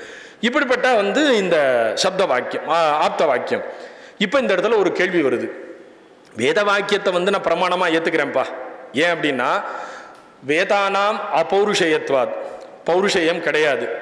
நித்தியத்துவாது, நித்தியம், அது வேத வாக்கியம் இல்லை. மகாஜன பரிகிரகீதத்வாது, பெரியவாள்லாம் இன்னொன்னு சொல்றார் அனிர்திஷ்ட பிரவர்த்தகத்வாது. வேதத்தை யார் தான் சொன்னா அப்படிங்கிறது தெரியல. ஆனா மகாஜனங்கள்லாம் பரிகிரகீதம் பண்ணிக்கிறா. யாரு சொன்னான்னு கேட்கல, வேதம் சொல்லிடுதா நான் இதை பண்றேன், வேதம் சொல்லிடுதா, வேதம் சொல்லிடுது இதை நான் பண்றேன் அப்படின்னு மகாஜன பரிகிரகீதமாகவும் அந்த இருக்கு. இன்னொன்னு நித்தியமாகவும் இருக்கு. அப்படிங்கிறதுனால வேதத்துக்கு நீ நித்தியத்துவம் சொல்ற. ஆனா ஆகமத்துக்கு அப்படி கிடையாது. அதனால நீ ஆகமத்தை எப்படி நீ பிரமாணம்னு ஒத்துப்ப அப்படின்னு இந்த இடத்துல கேள்வி. ஆகமத்தை பிரமாணம்னு எப்படி? ஏன் அப்படின்னா தத் விபரீதார்த்தகத்துவாது. ஆகமத்தை பரமேஸ்வரன் தான் சொன்னாருன்னு நிர்திஷ்ட பிரவர்த்தகத்துவம் ஒன்று இருக்கு. முதல்ல வேதத்தில் என்ன சொன்னோம்? அநிர்திஷ்ட பிரவர்த்தகத்வாது, அபௌருஷேயத்வாது, நித்தியத்வாது, மகாஜன பரிகிரகீதத்வாது, வேதானாம் நித்தியத்துவம் சித்தம். யாரு வேதத்தை சொன்னா அப்படிங்கிற தெரியாததுனாலையும், இன்னொன்னு வேதம் நித்தியமாக இருக்கிறதுனாலையும், வேதத்தை ஒரு புருஷன் பண்ணாததுனாலையும், பெரியவர்கள்லாம் அதை அவலம்பிச்சிருக்கிறதுனாலையும், அனுஷ்டானம் பண்ணிருக்கிறதுனாலையும் வேதத்துக்கு பிரமாணம், வேத வாக்கியம் பிரமாணம் நீ சொல்ற, நான் ஏத்துக்கிறேன். ஆனா இதுக்கு அப்படியே விபரீதமா இருக்கே ஆகம வாக்கியங்கள். ஆகமத்தை பரமேஸ்வரர் பண்ணான்னு தெரிஞ்சிருத்தா. இன்னொன்னு ஆகமம் மகாஜன பரிகிரகீதமும் இல்லை. ஏன்னா எல்லாரும் சில குறிப்பிட்ட பேர் தான் இந்த ஆகம சம்பிரதாயத்தை அவலம்பிக்கிறா. எல்லா ஆகம சம்பிரதாயத்தை அவலம்பிக்கிறது இல்லை. அப்ப மகாஜன பரிகிரகீதத்துவமும் இல்லையா? அதனால நீ எப்படிப்பா ஆகம வாக்கியத்தை பிரமாணம்னு சொல்ற அப்படின்னு. அதனால ஆகம வாக்கியம் ந பிரமாணம் இது சித்தம் அப்படின்னு சொல்லும்போது சத்தியம் அப்படின்னு ஆரம்பிச்சு அடுத்து ஆரம்பிக்கிறார் கேள்வி. அதுக்கு முத கேள்வியே அவரோட திருஷ்டி பாருங்க. நிர்திஷ்ட பிரவர்த்தகானாம் ஆருஷானாம் தது மன்வாதீனாம் தது உபாசிய ஈஸ்வர, அவளுக்கெல்லாம் உண்மையில அவளே உபதேசம் பண்ண, அதாவது மனுஸ்மிருதிகள் யாக்ஞவல்கிய ஸ்மிருதிகள்லாம் இருக்கே, அதுல உனக்கு விசுவாசம் இருக்கா இல்லையா அப்படின்னு கேட்டார். விசுவாசம் இருக்கு. அத அவ எப்படி பண்ணா? ஈஸ்வரனை உபாசனம் பண்ணி பண்ணி ஈஸ்வரனுடைய அனுகிரகத்தினால இந்த மனுஸ்மிருதி, இந்த மன்வாதி ஸ்மிருதிகள்லாம் பண்ணா. ஏன்பா, எந்த ஈஸ்வரனை உபாசனை பண்ணி பண்ணி அவருடைய அனுகிரகத்தினால மன்வாதி ஸ்மிருதிகள்லாம் பண்ணா, அப்பேற்பட்ட அந்த மனுஸ்மிருதிகள்ல உனக்கு விசுவாச புத்தி இருக்கு. ஆனா அவ உபாசிச்சு ஈஸ்வரன் சொன்னாருங்கிற ஆகமத்துல உனக்கு ஏன் விசுவாச புத்தி இல்லைன்னு ஒரு அடி அடிச்சார். அவர் நீ மனுஸ்மிருதியை ஒத்துக்கிறியா இல்லையா? நீ மனுஸ்மிருதியை ஒத்தின்னா ஆகமத்தை ஒத்துந்தாண்டா ஆகணும் அப்படின்னார். ஏன்னா மனுஸ்மிருதியை அவர் ஈஸ்வரனை உபாசனை பண்ணித்தானே பண்ணார். அப்ப அந்த ஈஸ்வரன் சொன்னதானே ஆகமம். அப்ப ஆகமத்துல கதம் சங்காவகாசா அப்படின்னு கேட்கிறார். எப்படி உனக்கு சங்க வரும்? வரலாமா? முதல்ல வரவே கூடாது அப்படின்னார். மனுவை ஏத்துக்கிற, அவர் வணங்குன தெய்வத்தை ஏத்துக்க மாட்டேங்கிற, அவர் வணங்குற தெய்வத்தை கூட ஏத்துக்கிற, ஆனா அந்த தெய்வம் சுவாமி சொன்ன விஷயத்தை ஏத்துக்க மாட்டேங்கிற அப்படின்னா இது என்ன வேடிக்கையா இருக்கு? அதனால உனக்கு இந்த மாதிரி நீ கேள்வியே கேட்கப்படாது போ அப்படின்னு பதில் சொல்லிடுறார். அடுத்து ரெண்டாவது, சரி போ, நான் இப்ப பாரு, ஸ்மிருதிகளுக்கெல்லாம் நீ பிராமான்யத்தை எப்படி ஒத்துக்கிற அப்படின்னு. தாசாம் நித்தியத்துவம் கதம் எப்படி ஒத்துக்கிற? ஒண்ணு நித்தியமா இருக்கிறதுனால ஒத்துக்கிற, வேத மூலகமா தானே நீ ஸ்மிருதிகளுக்கு நீ நித்தியத்துவத்தை ஒத்துக்கிற, அத வேதத்தை ஒத்துக்கிற. இந்த வேதத்துக்கு நித்தியத்துவம் எப்படி சம்பந்தம், எப்படி வந்தது? நித்தியமாவே வேதத்துக்கு நித்தியத்துவம் இருக்கா இல்ல பிரவாக ரூபமா இருக்கா அப்படின்னு கேட்கிறார். நீ நித்தியமாவே வேதம் நித்தியம் அப்படின்னு நீ சொன்னா அது சம்பவிக்காது அப்படிங்கிறார். ஏன்னா வேதங்கள் எல்லாமே சப்தஸ்வரூபங்கள். இந்த சப்தங்கள் எல்லாமே உச்சாரணம் பண்ண அடுத்த செகண்டே உனக்கு கேட்காது. இப்ப கணபதி அப்படி கணானா அந்த்வா அப்படின்னு சொல்லி முடிச்ச உடனேயே கேட்டு திருப்பி மறுபடியும் கணானாந்த்வா கணானா கேட்டுட்டே இருக்காங்க. அடுத்து கணபதின்னு நான் சொன்ன உடனே இந்த கணானாந்த்வா ஆனது போயிடும். அப்ப உச்சரித்த பிரத்வஸ்தம் உச்சாரணம் பண்ண உடனே அந்த சப்தங்கள்லாம் அழிஞ்சு போயிடுறதுனால, அதனால சப்தம் அனித்தியமா இருக்கிறதுனால, சப்த மூலகமா இருக்கிறதுனால நீ வேதத்துக்கு எப்படிப்பா நித்தியத்துவம் நீ உன்னால சொல்ல முடியும்? அதனால வேதத்துக்கு நித்தியத்துவம் நித்தியமா இருக்கிறதுனாலே நீ அது வேதத்துக்கு நித்தியத்துவம் சொல்ல முடியாதுன்னார். சரி, நான் 2 பிரவாக ரூபமா நான் நித்தியத்தை ஒத்துக்கிறேன்னார். அதுவும் உன்னால சொல்ல முடியாது அப்படின்னார். ஏன் பிரவாக ரூபமா ஒத்துக்க முடியாதுன்னா, பிரவாக ரூபம்னா என்ன தெரியுமா? அத்தியாபகர், ஒரு மாணவகர், இவா 2 பேருக்கும் விச்சின்னமே ஏற்படவே கூடாது. இவா 2 பேரும் தொடர்ந்து இவர் சொல்லி கொடுத்துட்டே இருக்கணும், இவர் படிச்சுட்டே இருக்கணும், இவர் சொல்லி கொடுத்துட்டே இருக்கணும், இவர் படிச்சுட்டே இருக்கணும். நடுவுல விச்சித்தி ஏற்படவே கூடாது. ஆனா அப்படி இல்லையே. நடுவுல பிரளயம் வருது, சிருஷ்டி வருது, இதெல்லாம் வருதே. ஆரம்ப பிரளய காலத்துல சொல்லி கொடுக்கிறவர் இருப்பார், கேட்கிறவர் இருக்க மாட்டார். பிரளயத்துல சிஷ்யன் இருப்பா, சொல்லிக் கொடுக்கிறவர் இருக்க மாட்டார். சொல்லிக் கொடுக்கிறவர் இருப்பார், சிஷ்யன் இருக்க மாட்டான். இப்படி இருக்கும்போது நீ இந்த பிரவாக நித்தியத்தை வச்சுட்டு நீ வேதத்துக்கு நித்தியத்துவம் உன்னால சொல்ல முடியாது. ஏன்னா இந்த அத்தியேத்திர அத்தியாபக அது விச்சின்னம் ஆயிடுதா இல்லையா? அதனால பிரவாக ரூபத்தை வச்சுட்டு உன்னால வேதத்துக்கு நித்தியத்துவம் சொல்ல முடியாது அப்படிங்கிறார். அப்ப வேற என்னதான்ப்பா வேதத்துக்கு நித்தியத்துவம்? எப்படித்தான்னா, நீ ஒரே சரணாகதி அடைஞ்சே ஆகணும். என்னன்னா, நித்திய நிர்மல நிறைய லட்சணங்கள் சொல்றார். பசுபாச ஹந்திரு, பக்ஷபாத ரஹித, பசுபாச ஹந்திரு, பரமேஸ்வர பிரணீதத்துவமேவ வேதாகமஸ்ய பிராமாண்யம், பிரமாணம். நீ பரமேஸ்வரர் ஏற்றனது தான் இது ரெண்டுன்னு ஒத்துண்டா மட்டும்தான் இதுக்கு பிரமாணமானது சித்தியாகும் அப்படின்னு சொல்றார். இப்படி சொல்லும் பொழுது கொஞ்சம் இரு, வேதங்கள்லாம் சுயம்புவாவே தானாவே இருக்குன்னு சொல்லியிருக்கே, நீ எப்படி அதை அனித்தியம்னு சொல்ல போற அப்படின்னு கேட்டா, அச்சோ இந்த சுயம்பு எல்லாமே காரியே காரண உபச்சாராத் அப்படின்னு சொல்றார். இது இந்த பிரம்மா இத்தியாதிகள் எல்லாமே காரியங்கள்ப்பா. ஆனா காரணம் யாரு? பரமேஸ்வர பிரணீதத்துவேன அவர் தான். அதனால காரணத்துக்கு வந்த சில பெயர் காரியத்துக்கும் வந்துருது. அதனால நீ சொல்ற மாதிரிலாம் கிடையாது.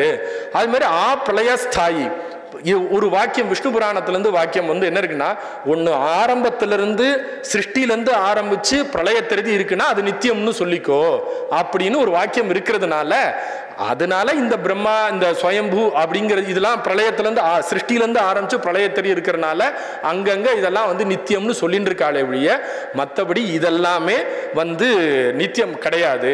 பரமேஸ்வர பிரணீதத்துவம் தான் நித்தியம் அப்படின்னு ரெண்டுக்கும் சொன்னார். இன்னொரு கேள்வி வந்தது. சரி, பரமேஸ்வர பிரணீதத்துவம் தான் நித்தியம்னு நீ சொல்லிட்டீன்னா அதுல எந்த மாறுதலும் இல்லையே. பரமேஸ்வரர் சொன்னதுனால தானே வேதத்துக்கும் பிரமாணம், வேத வாக்கியத்துக்கும் பிராமாண்யம், ஆகமத்துக்கும் பிராமாண்யம். பரமேஸ்வரர் வாமாதி ஆகமங்களையும் சொல்லியிருக்காரு. அப்ப அதுக்கும் பிரமாணம் வந்துருமே. அதையும் அதை பிரமாணமா வச்சுன்னா அந்த வாமாதி சாஸ்திரம் சொன்ன விஷயத்தை எல்லாமே ஒருத்தன் கடைபிடிக்க ஆரம்பிச்சிருவானே, பரவாயில்லையா உனக்கு அப்படின்னு கேட்டார். அவசரப்படாத இரு அப்படின்னு சொல்லிட்டு அதுக்கு பரமேஸ்வர பிரணீதத்துவேன வாமாதி ஆகமானாம் பிராமான்யத்துவ சித்தேஹே அப்படின்னு சொல்றாரு, ஆரம்பிக்கிறார் பரிபாஷக்காரர். அப்ப அவர் என்ன சொல்றாருன்னா, இல்லப்பா இதெல்லாமே வேதத்துல அனதிகாரமா யாருக்கு இருக்கோ, ஸ்ருதிபத கலிதானாம் தந்திரமார்க்கே பிரவேசா, யாருக்கெல்லாம் அந்த வேதத்துல அத்தியனம் பண்றது வேத கர்மாக்கள் எல்லாம் அருகத்தை இல்லையோ அவளெல்லாம் இந்த தந்திர மார்க்கத்துல பிரவேசிக்கணும் அப்படிங்கிறதுக்காக சொல்லப்பட்டது. அதுவுமே ஏன்னா புனரபி தேஷாம் அடுத்த ஜென்மாவிலையாவது இவாளுக்கு வைதிக கர்மம் பண்றதுக்கு அனுஷ்டான யோக்கியத்தை வரணுங்கிறதுக்காக சொன்னதே ஒழிய மற்றபடி அதுவும் வேத ஆகமத்துக்கு விருத்தமா இருந்ததுன்னா அதை நீ சேவிக்க வேண்டாம் அப்படின்னு அதையும் சொல்லி, அதனால வாமாதி பரமேஸ்வரன் சொல்லியிருந்தாலும் அதோட லட்சியம் வேறு அப்படிங்கிறத வச்சுண்டு இதுக்கெல்லாம் பிரமாணம் இதை இந்த வாமாதி ஆகமங்களுக்கெல்லாம் கிடையாது அப்படின்னு சொல்லி முடிக்கிறார். சொல்லி முடிச்ச உடனே அடுத்த ஒரு கேள்வி வருது. என்ன கேள்வி வருதுன்னா, நான் ஏன் சைவாகமத்தை படிக்கணும்? ஏன்னா படிக்க வேண்டாமே. சைவாகமத்தில் எப்படி தத்துவங்கள் இத்தியாதிகள்லாம் சொல்லியிருக்கா, இப்போ பாசத்தோட லட்சணம் இதோட லட்சணங்கள்லாம் சொல்லியிருக்கா. இதே மாதிரி தானே மற்ற சாஸ்திரங்கள்லையும் சொல்லியிருக்கு. இதரேஷு தெய்வத்தேஷு சாஸ்திரேஷு இந்த விஷயம் சாஸ்திரங்கள் எல்லாமே சொல்லியிருக்கே, அதனாலயே மோட்சங்கள்லாம் சித்திக்கிறதே. அப்போ நான் அதையே படிச்சுட்டு போயிடுவேனே, நான் ஏன் சைவாகமத்தை படிக்கணும் அப்படின்னு கேட்டால் சாங்கியக்காரரை மனசில் வச்சுன்னு பதில் சொல்கிறார். இவாள்லாம் சதுர்விம்சதி தத்துவானாம் தத் அதோகதா, அதுக்கு கீழே உள்ளுக்குள்ளவாளை பற்றி தான் இவாள்லாம் பேசுகிறாளே ஒழிய 24 தத்துவத்துக்கு மேல உள்ள இருக்கிற விஷயத்தையோ இல்ல தத்துவாதீதமா இருக்கக்கூடிய ஷட்ரிம்ஷத் தத்துவாதீத விஷய சிவனை பத்தியோ இவாள்லாம் சொல்லாததுனால அதை பத்தி சைவாகமம் தான் சொல்லியிருக்கு அப்படிங்கிறதுனால நீ இந்த சைவாகம சாஸ்திரத்தை படிச்சுதான் ஆகணும். தஸ்மாத் அத்யேயா சைவாகமஹா அப்படிங்கிறத மனசுல நீ வச்சிருந்தா சர்வம் அவதாத்தம் அப்படின்னு சொல்லி அதோட அந்த விஷயத்தையும் அழகா பூர்த்தி பண்றார். அதனால மற்ற சாஸ்திரங்கள் எல்லாம் 24 தத்துவங்களை பத்தி தான், சாங்கிய மதங்கள் 24 தத்துவங்களை பத்தி தான் பேசுறது. 24 தத்துவத்துக்கு மேல போகவே இல்லை அவாலாம். ஆனா நம்மளுக்கு 36 தத்துவங்கள், 36 தத்துவங்களுக்கு மேல பிந்து நாதகா அப்படின்னு நம்மளுக்கு மேல போயிட்டே இருக்கு. தத்துவாதீதரா நம்ம சுவாமியை ஒத்துன்னு இருக்கிறதுனால அதனால இந்த விஷயங்கள் எல்லாம் பரஸ்பர விருத்தம் இருக்கு. அதனால நீ தஸ்மாத் அதனால நீ சைவாகமத்தை அத்தியனம் பண்ணாதான் உனக்கு இந்த விஷயங்கள்லாம் தெரியும். அதனால சர்வம் அவதாத்தம். அதனால இது எல்லாமே அழகா சொல்லியிருக்குப்பா. அதனால ஆப்தஜன்யம் வாக்கியம்தான் பிரமாணம். பரமேஸ்வர பிரணீதத்தினாலதான் வேதங்களுக்கும் பிரமாணம் சித்திக்கிறது, ஆகமங்களுக்கும் பிரமாணம் சித்திக்கிறது. நித்தியத்தினாலேயோ வேதங்களுக்கு பிரவாக ரூபமாக நீ வேதங்களுக்கு நித்தியத்துவம் சித்திக்கல. பரமேஸ்வர பிரணீதத்துவத்தினால மட்டும்தான் வேதாகமங்களுக்கு சித்திக்குன்னு சொல்லிட்டு இந்த சப்த பிரமாண இந்த பிரமாண விஷயத்தையும் அழகாக கண்டனம் பண்றார். இதோட என் விஷயம் முடிஞ்சிடுது அப்படின்னு இதோட நான் எடுத்துட்டு இருக்க விஷயம் பூர்த்தி ஆயிடுது. ஆனா எனக்கு என்ன ஒரு விருப்பமா இருந்தது அப்படின்னா, இந்த 5 பரிச்சேதத்திலையும் சில முக்கியமான அம்சங்கள் அதை பத்தியும் கொஞ்சம் சொல்லணும் அப்படிங்கிறது எனக்கு ஒரு அபிலாஷையா இருந்தது. ஏன் அப்படின்னா, இந்த ஒரு பிரகரணத்திலேயே எவ்வளவு விசாரங்கள், எவ்வளவு ஒரு நுணுக்கமான புத்தி சார்ந்த விஷயங்கள் எல்லாத்தையும் சொல்லியிருக்கார். அப்ப இதே மாதிரி மற்ற பரிச்சேதத்திலையும் எப்படி விஷயங்களை கொண்டு போறார் அப்படிங்கிறது நம்மளுக்கு அதை சொல்லணும். அதுல மற்ற பரிச்சேத விஷயங்கள்ல த்விதீய திருத்தீய சதுர்த்த பஞ்சம பரிச்சேதங்கள்ல என்ன விஷயங்களை என் புத்தி அனுபவிச்சுதோ அதை விஷயத்தை பத்தி உங்கள்கிட்ட கொஞ்சம் பகிர்ந்துக்கலாம் அப்படிங்கிறது. यद्यपि विषयाः समाप्ताः परन्तु तदपेक्षया अत्र विषयाः सम्यक् वर्णिताः अतः तान् अधिकृत्य वक्तुम् अभिलषे அப்படிங்கிறதுனால நான் இந்த விஷயத்தை சொல்லலாம். ரெண்டாவது முதல் பரிச்சேதத்துல பிரமாணத்தை பத்தி சொல்லி முடிச்சிடுறார். ரெண்டாவது பரிச்சேதத்துல பதியை பத்தி சொல்றார். பதியை பத்தி அவ்வளவு அற்புதமா சொல்றார். ஒரு கேள்வி இந்த இடத்துல சுவாரஸ்யமா இருக்கு பாருங்களேன். சைவாகமேஷு த்ரிதயம் பதி பசு பாஷாக கிரமாத்தியத்ரயம் போட்டாச்சா? இந்த பதி பசு, பதிஹி பசு ரெண்டும் கிட்டத்தட்ட ஒரே குரு தான், ஒரே லகு தான் அப்படின்னு வச்சுக்கோ. இதை மாத்தி சொல்றதுனால எந்த ஒரு இதுவும் ஆக பாயிட போறதில்லை. சைவாகமேஷு த்ரிதயம் பதி பசுபதி பாஷாக அப்படின்னு சொல்றதுனால ஒன்றும் வரப்போறதில்லை. உனக்கு தேவை சைவாகமத்தில் 3 பதார்த்தம் தானே, அது எப்படி சொன்னான்னு? ஏன்னா நம்ம புத்தி அது கரெக்டாக நம்ம எடுத்துன்றோம். அது முதல்ல பதி, அப்புறம் பசுகு, அப்புறம் பாசங்கள்னு. ஏன் இந்த பதியை ஏன் முதல்ல சொல்லணும்? ஏன் பசுவை ரெண்டாவது சொல்லணும்? ஏன் பாசத்தை 3ஆவது சொல்லணும்? ஏன் பசுவை முதல்ல சொல்லியிருக்கலாமே? ஏன்னா சாஸ்திரம் பிரவர்த்திக்கிறதே பசுவை எப்படியாவது உத்தரணம் பண்ணி மலத்திலிருந்து அதை விடுபட்டு சுவாமி கிட்ட கொண்டு சேர்க்கிறதானே இந்த சாஸ்திரத்தோட முக்கிய லட்சியம். மோட்சம் தானே தீட்சை தானே, தீட்சைனா மோட்சம் தானே லட்சியம். இது அப்பேற்பட்ட லட்சியத்துக்கு பிரதானமா இருக்கக்கூடிய அந்த பசுவை முதல்ல சொல்லியிருக்கலாமே. சொன்னா ஒன்றும் தப்பு இல்லையே.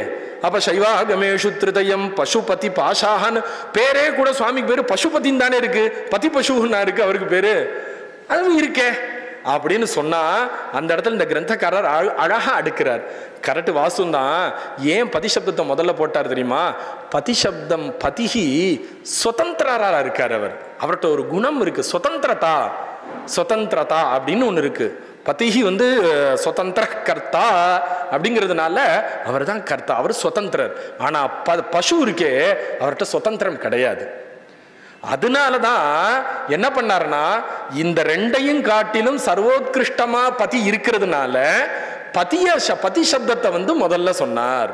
சரி சரி ரைட். பவது நாம பதிஹி ஏவ பிரதமதயா பவது ததனந்தரம். அதுக்கப்புறம் ரெண்டாவது வந்து ஏன் பசுவை சொல்லணும், பாசத்தை சொல்லியிருக்கலாமே. ஏன்னா இந்த பாசம் தானே பசு வந்து பதிக்கிட்ட சேர விடாம தடுக்கிறது அப்படின்னு கேட்டா அதுக்கும் காரணம் இருக்குப்பா. பாசங்கள்லாம் அச்சேதனம், பசு சேத்தனர் இல்லையா. அதனால முதல்ல வந்து சர்வோத்கிருஷ்டமான பதியை சொல்லிட்டு அதுக்கப்புறம் சேத்தனமாக இருக்கக்கூடிய பசுவை சொல்லிட்டு அப்புறமா அச்சேதனமா இருக்கக்கூடிய விஷயத்த நான் சொல்றேன்ப்பா. அதனாலதான் இந்த கிரமமும் கரெக்டா இருக்கு. அதனாலதான் சைவாகமங்கள்ல பதி பசு பாஷாஹா அப்படிங்கிற இந்த கிரமம் கரெக்டா இருக்குங்கிறதுக்கு இப்படி ஒரு அருமையான ஒரு இது வந்து இந்த இரண்டாவது பரிச்சேதத்துல இருக்கு. அதனால இந்த மாதிரி நிறைய விஷயங்கள் அதுல வந்து இரண்டாவது பரிச்சேதத்துல ஒன்னு சொல்றார். இப்ப நம்ம பொதுவா நம்ம என்ன தெரிஞ்சுக்கலாம்னா, சுவாமிக்கு வந்து 3 அவஸ்தை சிவனுக்கு, சாந்தாவஸ்தை, உத்யுக்த அவஸ்தை, பிரயுக்த அவஸ்தைன்னு 3 அவஸ்தை அப்படி இருக்கு அப்படின்னு சொல்லியிருக்கு, சாஸ்திரங்கள்ல சொல்லியிருக்கு. இதுக்கு முன்னாடி விசாரம் என்ன நடந்திருக்கு அப்படின்னா, இந்த அவஸ்தை எல்லாமே பிந்து தான் அனுபவிக்கிறது. பிந்துவோட அவஸ்தானத்தை வச்சுதான் சுவாமிக்கு இந்த அவஸ்தானம் அந்த பேரு அப்படின்னு சொல்லிட்டு இதுக்கு முன்னாடி உள்ள விசாரங்கள். பிந்து மகாமாயான்னு சொல்லக்கூடிய குண்டலினின்னு சொல்லக்கூடிய அந்த பிந்துக்கு நிறைய பரியாயங்கள். அதுதான் அந்த சக்தி தான் என்ன பண்றதுன்னா, இந்த சாந்தாவஸ்தையை அனுபவிக்கிறதுனால இது ரெண்டும் ஒன்னாவே இருக்கிறதுனால இந்த பிந்து என்ன அவஸ்தையை அனுபவிக்கிறதோ அது அப்படியே சுவாமிக்கு உபசார பேரா வந்துருது. சாந்தாவஸ்தை, உத்யுக்த அவஸ்தை, பிரயுக்த அவஸ்தைங்கிறது வந்து பிந்துவோட அவஸ்தை தானே ஒழிய சுவாமியோட அவஸ்தை இல்லை அப்படிங்கிறது முன்னாடி வந்து சித்தமாயிடுது. இப்ப என்ன ஒரு கேள்வி, அதுக்கடுத்த கேள்வி அழகா இருக்கு அப்படின்னா, பிந்துவோட அவஸ்தையினாலதான் கர்த்துக்கு வந்து சிவசிய பேதா உக்தா அப்படின்னு நீ சொல்றியே, தன்னை சங்கச்சதே. அது வந்து சங்கத்தி, அது வந்து நீ சொல்றது வந்து உன்னால வந்து முடியவே முடியாதுங்கிறார். ஏன்பா முடியாதுன்னா, பிந்துங்கிறது அச்சேதனம். அச்சேதனமான பிந்து எப்படிப்பா ஒரு செயலை வந்து செய்யும், ஒரு சன்மையை அடையும்? அது அச்சேதனமா இருக்கு இல்லையா. அதனால அச்சேதனமான ஒரு பிந்துவுக்கு வந்து எப்படி அந்த அவஸ்தையை வந்து அனுபவிக்கும், அப்படிப்பட்ட அவஸ்தையை அனுபவிக்கும் போது அதுக்கு பக்கத்தில் இருக்கக்கூடிய அந்த சிவனுக்கும் அந்த பேரு வரும். அதனால பிந்துவோட அவஸ்தையினாலதான் சிவனுக்கு வந்து சாந்த பிரயுக்த உத்யுக்த பிரயுக்த அவஸ்தைன்னு நீ சொல்றது ஏத்துக்க முடியாது. ஏன்னா பிந்துன்னு வந்து அச்சேதனம் அது. அதனால நீ சொல்றது போய் உன்னால் நீ ஏத்துக்க முடியாது அப்படின்னு சொல்றார். இன்னொன்னு சொல்ற, சரி பிந்து அச்சேதனம் தான், இது சுவாமி பக்கத்துல தானே இருக்கார், சுவாமி அதை ஆட்டி விற்கிறார் அப்படின்னு ஒத்துக்கலாமா அப்படின்னு கேட்டார். அப்படி பார்த்தாலும் ஒத்துக்க முடியாது அப்படிங்கிற. ஏன்னா இவர் செய்யும்படி ஒரு செய்யறார் இல்லையா. அப்ப இவர் செய்யும்படி செய்யறதே ஒரு செயல் தானே. செயல்னாலே விகாரித்துவ பிரசக்தி வந்துருமே, ஈஸ்வரன் இவருக்கும் அனித்தியத்துவ பிரசக்தி வந்துருமே. ஒரு செயலை செய்யும்படி செஞ்சாலும் அந்த செயலுக்கும் இவருக்கு சம்பந்தம் வந்துடும். அப்ப அந்த சம்பந்தம் வந்துருத்துனாலே அந்த பலன்ல இவருக்கும் பங்கு உண்டு, இவரும் அனுபவிச்சுதான் ஆகணும். பலனை அனுபவிக்கிறதுனாலே விகாரித்துவ பிரசங்கமானது வந்துடும். அது அதனால ஈஸ்வரான காரித்துவம் அப்படி நான் சம்பவேது. அதனால பரமேஸ்வரன் தான் அதை செய்ய சொல்றார் அப்படிங்கிறதுனாலையும் அந்த லட்சணமும் ஒத்து வராதுப்பா. அதனால நீ சொன்னது இந்த லட்சணம் ஏத்துக்காது. பிந்தோகோ வந்து அவஸ்தானத்தினாலதான் சுவாமி இந்த அவஸ்தானத்தை அடைகிறாருங்கிறது இந்த லட்சணம் நான் சங்கச்சதே அப்படிங்கிறார். அந்த இடத்துல அருமையாக சொல்றார். இந்த இடத்துல விசாரம் எவ்வளவு ஒரு நன்னா அந்த அவருடைய நிறைய இது பண்ணதுனால அவர் சொல்றார், சுவாமி வந்து 2 விதமான செயல் பண்றார். என்ன அப்படின்னா, ஒன்று சங்கல்ப மாத்திரம், இன்னொன்று கரண மாத்திரத்தினால பண்றார் அப்படிங்கிறார். 2 விதமான இது இருக்கு அப்படிங்கிறார். ஒன்று சங்கல்ப மாத்திரம், இன்னொன்று கரண மாத்திரம். கரண மாத்திரத்தினால காரியம் செய்யறது தான் பானை இத்தியாதிகள்லாம். ஏன்னா ஒரு குலாலன் ஒரு குயவன் என்ன பண்றாருன்னா, நேரம் அவர் என்னது நகி சங்கல்ப மாத்திரேன குலாலை கிரியத்தே கடஹான்னு சித்தாந்த சாராவளி. நான் சங்கல்ப மாத்திரத்தினாலே அவர் குலாலத்தை பண்ணிட முடியாது. அவருக்கு கடம் பண்ணணும்னா மண்ணை எடுத்துன்னு வரணும், தண்ணியெல்லாம் எடுத்துன்னு வரணும், தண்டத்தை எடுத்துன்னு வரணும். அதுக்கு என்னென்ன பொருட்கள்லாம் தேவையோ அதை எடுத்து வச்சுட்டு பக்கத்தில் உட்காந்துட்டு அவர் அப்படியே அந்த கடத்தை நிர்மாணம் பண்ணணும். நான் சங்கல்பம் பண்ணிட்டு கடம் பண்ண போறேன் அப்படின்னு சங்கல்பத்தினாலேயே அந்த கடம் வந்துடாது. அதனால இவர் என்ன பண்றாருன்னா, அதே மாதிரி 2 இருக்குப்பா, கரணத்தினால செயல், இன்னொன்று சங்கல்பத்தினால செயல் அப்படிங்கிறார்.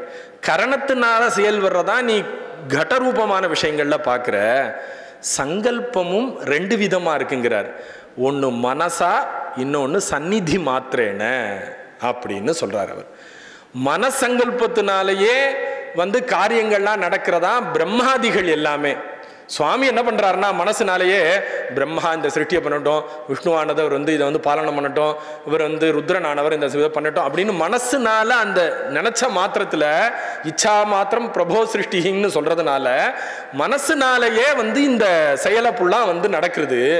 இன்னொன்னு சந்நிதி மாத்திரத்தினால, சந்நிதி மாத்திர பக்கத்துல இருந்தாலே வேலை நடக்கும், பக்கத்துல இருந்தாலே வேலை தானா நடக்கும். இது எப்படிப்பா ஒத்து வரும்னா அழகா அதுக்கு உதாரணம் சொல்றார். சூரியஸ்ய சந்நிதி மாத்திரேன பத்ம முகுல நவநீத இத்தியாதிகள்லாம் மலருது, இன்னொன்று உருகுறது, இன்னொன்று வாடுறது. அப்ப சூரியன் பக்கத்துல அது சூரியன் ஏதாவது வேலை பார்த்தாரா? சூரியன் அங்க இருக்கு, ஆகாசத்துல இருக்கு. ஆனா பத்மம் இங்க பூமியில இருக்கு, வெண்ணெய் இங்க கீழே இருக்கு. ஆனா சூரியனோட அந்த கிரண சந்நிதி மாத்திரத்தினாலேயே இந்த பத்மமானது மலருது, அந்த வெண்ணையானது உருகுறது, திரவீகரணம் உருகுறது. அதுக்கப்புறம் சோஷம் மாறுது, அது வாடியும் போயிடுறது, எல்லாமே பண்ணிடுறது. அப்ப இந்த சந்நிதி மாத்திரத்தினால இருக்கா இல்லையா? அதனால சுவாமி சந்நிதி மாத்திரத்தினால அந்த பிந்துவோட அவஸ்தானத்தை அடையும்படி பண்றார். அதனால அந்த அவஸ்தையை அடையிறது. அதனால அந்த அவஸ்தையினால சுவாமிக்கும் சாந்தா அவஸ்தை, உத்தியுக்த அவஸ்தை, பிரயுக்த அவஸ்தை அப்படின்னு பேரும் வருதுங்கிற அந்த விசாரமும் ரொம்ப அழகாக அப்படி போயிட்டே இருக்கு. இன்னொன்னு சொல்றார், இன்னொன்னு திருப்பி இதுல என்ன விசாரம் என்ன கேட்கறேன்னா, இதுவும் உன்னால தேகமே இல்லாத ஒருத்தர் எப்படிப்பா காரியத்தை செய்யலாம்? ஏதாவது ஒரு உபாதி வேணும் இல்லையா? அதனால உபாதி இல்லாம காரியம் பண்ண முடியாது. இப்போ நம்ம பிரத்யட்சமா பார்க்கிறோம், குலாலந்தான் கடத்தை பண்றான், அவனுக்கு அந்த உபாதி தேகங்கிற ஒரு உபாதி இருக்கு. அந்த தேகங்கிற உபாதியினோட தான் எழுந்திருக்கிறான், பண்றான், எல்லாம் பண்றான். அதனால கடத்துவ தரிசனாத்து லோகே உபாதி சகிதத்துவேன காரிய தரிசனாத்து அப்படிங்கிற மாதிரிலாம் இருக்கே. ஆனா ஈஸ்வரனுக்கு நீ சொன்ன பிந்துக்கு இதுவே இல்லையேப்பா. எப்படி உபாதி ரஹிதமான ஒரு பொருள் வஸ்து காரியத்தை உண்டு பண்ணும் அப்படிங்கிறதையும் அழகா உபாதி அப்படிங்கிற மாதிரி சொல்றார். அப்பதான் ஸ்வதேக பிரேரணாதோ உபாத்தியபாவேபி கர்த்திருவ தரிசனாத். இப்போ திடீர்னு சுவாமியை பற்றி பேசிகிட்டே இருக்கோம், திடீர்னு ஒருத்தருக்கு மெய் சிலுக்குறது, அப்படியே கண்ணிலேருந்து தண்ணி வருது, அப்படியே ஆனந்த பாஷ்பம் மாறுது அப்படின்னா ஒரு மெய் சிலிர்க்கிறது, அந்த அந்த இந்த மயிர் கூச்சரிக்கிறது அப்படின்னா இதெல்லாம் ஸ்வதேக பிரேரணத்துக்கு எந்த உபாதியும் இல்லை. அதெல்லாம் நடக்கிறது. அந்த சுவாமியோட குணங்களை கேட்கும் பொழுது அப்படி தன்னால கேட்கறது அப்படின்னு அந்த மாதிரி தான்ப்பா இதுவும் உபாதியே தேவையில்லைன்னு. இன்னொன்னு நீ ஒண்ணு வேணா நீ சொல்லலாம், இல்ல அதுக்கும் ஒரு உபாதி நீ சொல்லிட்டே இருந்தீன்னா இந்த மாதிரி ஒவ்வொன்றுக்கும் உபாதி சொல்லிட்டு போயிட்டே தான் இருக்கு, இது முடியவே முடியாது. அனவஸ்தா பிரசங்காத் அப்படின்னு முடிச்சுட்டார். அதனால நீ ஸ்வதேக பிரேரணாதோ உபாத்தியபாவேபி அபாவேபி காரிய தரிசனாத் அப்படின்னு சொல்லி இந்த விஷயத்தையும் அதனால தன்னோட சந்நிதி மாத்திரத்தினாலேயே பிந்துவை ஆட்டி பண்றார். அதனால பிந்து அந்த சம்ஞையை அடையிறது, அந்த சம்ஞை அப்படியே சுவாமிக்கும் வந்துடுது. அப்படிங்கிறதுனால இதுல எந்தவித விருத்தமும் இல்லை அப்படின்னு அருமையாக சொல்றார். இது ரெண்டாவது பரிச்சேதத்துல ஒரு நிறைய முக்கியமான அம்சங்களை இது ஒரு முக்கியமான அம்சம். அடுத்து மூணாவது பரிச்சேதத்துல பாருங்க, எல்லாருக்குமே தெரிஞ்ச விஷயம். மூணாவது பரிச்சேதத்துல பதியை பத்தி சொல்லிட்டா, முதல்ல பிரமாணத்தை பத்தி சொல்லிட்டார், அடுத்து பதியை பத்தி சொல்லிட்டார், அடுத்து பாஷத்தை பத்தி பசுவை பத்தி சொல்றாரு. மூணாவது பரிச்சேதத்துல பசுஹு கதிவிதா அப்படின்னு கேட்டா 3 விதமா சைவ சித்தாந்தத்துல. ஒன்று சகலர், பிரளயா கலர், விஞ்ஞானா கலர், இந்த 3 திரிவிதமான பசு தான் இருக்கு அப்படின்னு சொல்லிட்டார். இதை சில காரல் பிரிக்கும் பொழுது ஒவ்வொன்றுலையும் 2 விதமா இருக்கு அப்படின்னு பிரிப்பா. விஞ்ஞானா கலர், விஞ்ஞானேன அகலாக, அவ எப்படி இருக்காருன்னா மறுபடியும் புனஷ்ச விவிதா 2 விதமா இருக்கார் அப்படின்னு. என்னன்னா சமாப்த கலுஷா, அசமாப்த கலுஷா அப்படின்னு 2 விதமா இருக்காருன்னு பிரிக்கிறார். சரி, இது சித்தாந்த சாராவளி, அஷ்ட பிரகரணம் இத்தியாதி கிரந்தங்கள்ல சொன்ன விஷயங்கள். அடுத்து பிரளயா கலர், பிரளயேன அகலாக, இவரும் 2 விதமா இருக்கார். பக்குவமலாக அபக்குவமலாக அப்படின்னு பிரிக்கிறார். பிரிச்சாச்சு. ஆனா சகலர்கிட்ட வரும்போது மட்டும் இந்த பேதத்தை சொல்றது நிறைய கிரந்தங்கள்ல காணப்படலை. எல்லாரும் விஞ்ஞானா கலர் 2ஆ பிரிக்கிறா, பிரளயாகலரை ரெண்டா பிரிக்கிறார். ஆனா சகலர் விஷயத்துல வரும்பொழுது மட்டும் இந்த சைவ பரிபாஷா கிரந்தக்காரர் என்ன பண்றாருன்னா 3 விதமான சகலர் இருக்கார் அப்படின்னு பிரிக்கிறார். சாம்சித்திக, வைநயிக, பிராகிருத பேதாத். சாம்சித்திகன்னு ஒரு சகலர் இருக்கார், அவர் அவஸ்தை. சாம்சித்திகன்னு ஒரு சகலர், வைநயிக அப்படின்னு ஒரு சகலர், அடுத்து பிராகிருத பேத் அப்படிங்கிற பிராகிருத சகலர் அப்படிங்கிறது 3 பேதமா இருக்காருங்கிறத இவர் சொல்றார். அவருடைய லட்சணத்திலையும் சொல்றார். முதல்ல சாம்சித்திக அப்படிங்கிறது பூர்வ ஜென்ம கிருத ஸ்ரவண மனன நிதித்தியாசனஹ அனிஷ்பன்ன சிவ சாட்சாத்காரஹ ததர்த்தம் சுக வாமதேவ ஜட பரதாதிவத் பரிகிரஹீத தேஹ அவிச்சின்ன நிதித்தியாசன வாசனையா சிவானுகிரகாது சிவ சாட்சாத்காரவான் அப்படின்னு எடுக்கிறார். இவர் தான்ப்பா சகலர்லேயே இருக்கக்கூடிய முதல் சகலர். இவாள்லாம் சுவாமியை அடைஞ்சு அப்படி தியானம் பண்ணிட்டே இருக்கா. ஆனா ஏதோ ஒரு காரணத்தினால இவாளுக்கு சிவ சாட்சாத்காரம் ஆகலை, அதனால விடலை. ஏதோ ஒரு தேகத்தை எடுத்துட்டு மறுபடியும் சுவாமியை சரண சிந்தனை பண்ணிட்டு சிவ சாட்காரம் அடையிறது அந்த தேகத்தை எடுத்துட்டு இவாள்லாம் சுவாமியை நோக்கி பண்ணிட்டு இருக்கா. இவர் ஒரு விதமான சகலர், சாம்சித்திக சகலர் அப்படின்னு எடுக்கிறார். அடுத்து வைநயிக சகலர். இவர் யாரு? இவருடைய குணம் என்ன அப்படின்னா குரு வினயபூதா வினயசீலா சன்னு தீக்ஷாம் லப்த்வா மனோவா காயிக தர்மைஹி சுத்தா லோக லௌகிக சிவசாஸ்திரயோக பரிஜாந்தவான். இவர் என்ன பண்ணார்னா குருக்கிட்ட பக்தியை வினயமாக இருந்துட்டு அவருக்கு சுசுரூஷ பண்றது மூலமாகவே பரிபக்குவத்தை அடைஞ்சு அவர் மூலமா தீட்சை வாங்கிட்டு சிவசாஸ்திரத்தை பத்தியும் சிவஞானத்தை பத்தியும் தெரிஞ்சுட்டு அப்படியே அந்த ஞானத்தை அப்படியே சேவை பண்ணிட்டே இருக்கிறது ரெண்டாவது வைநயிக பசு அப்படின்னு அவர் சகலர் அப்படின்னு சொல்றார்.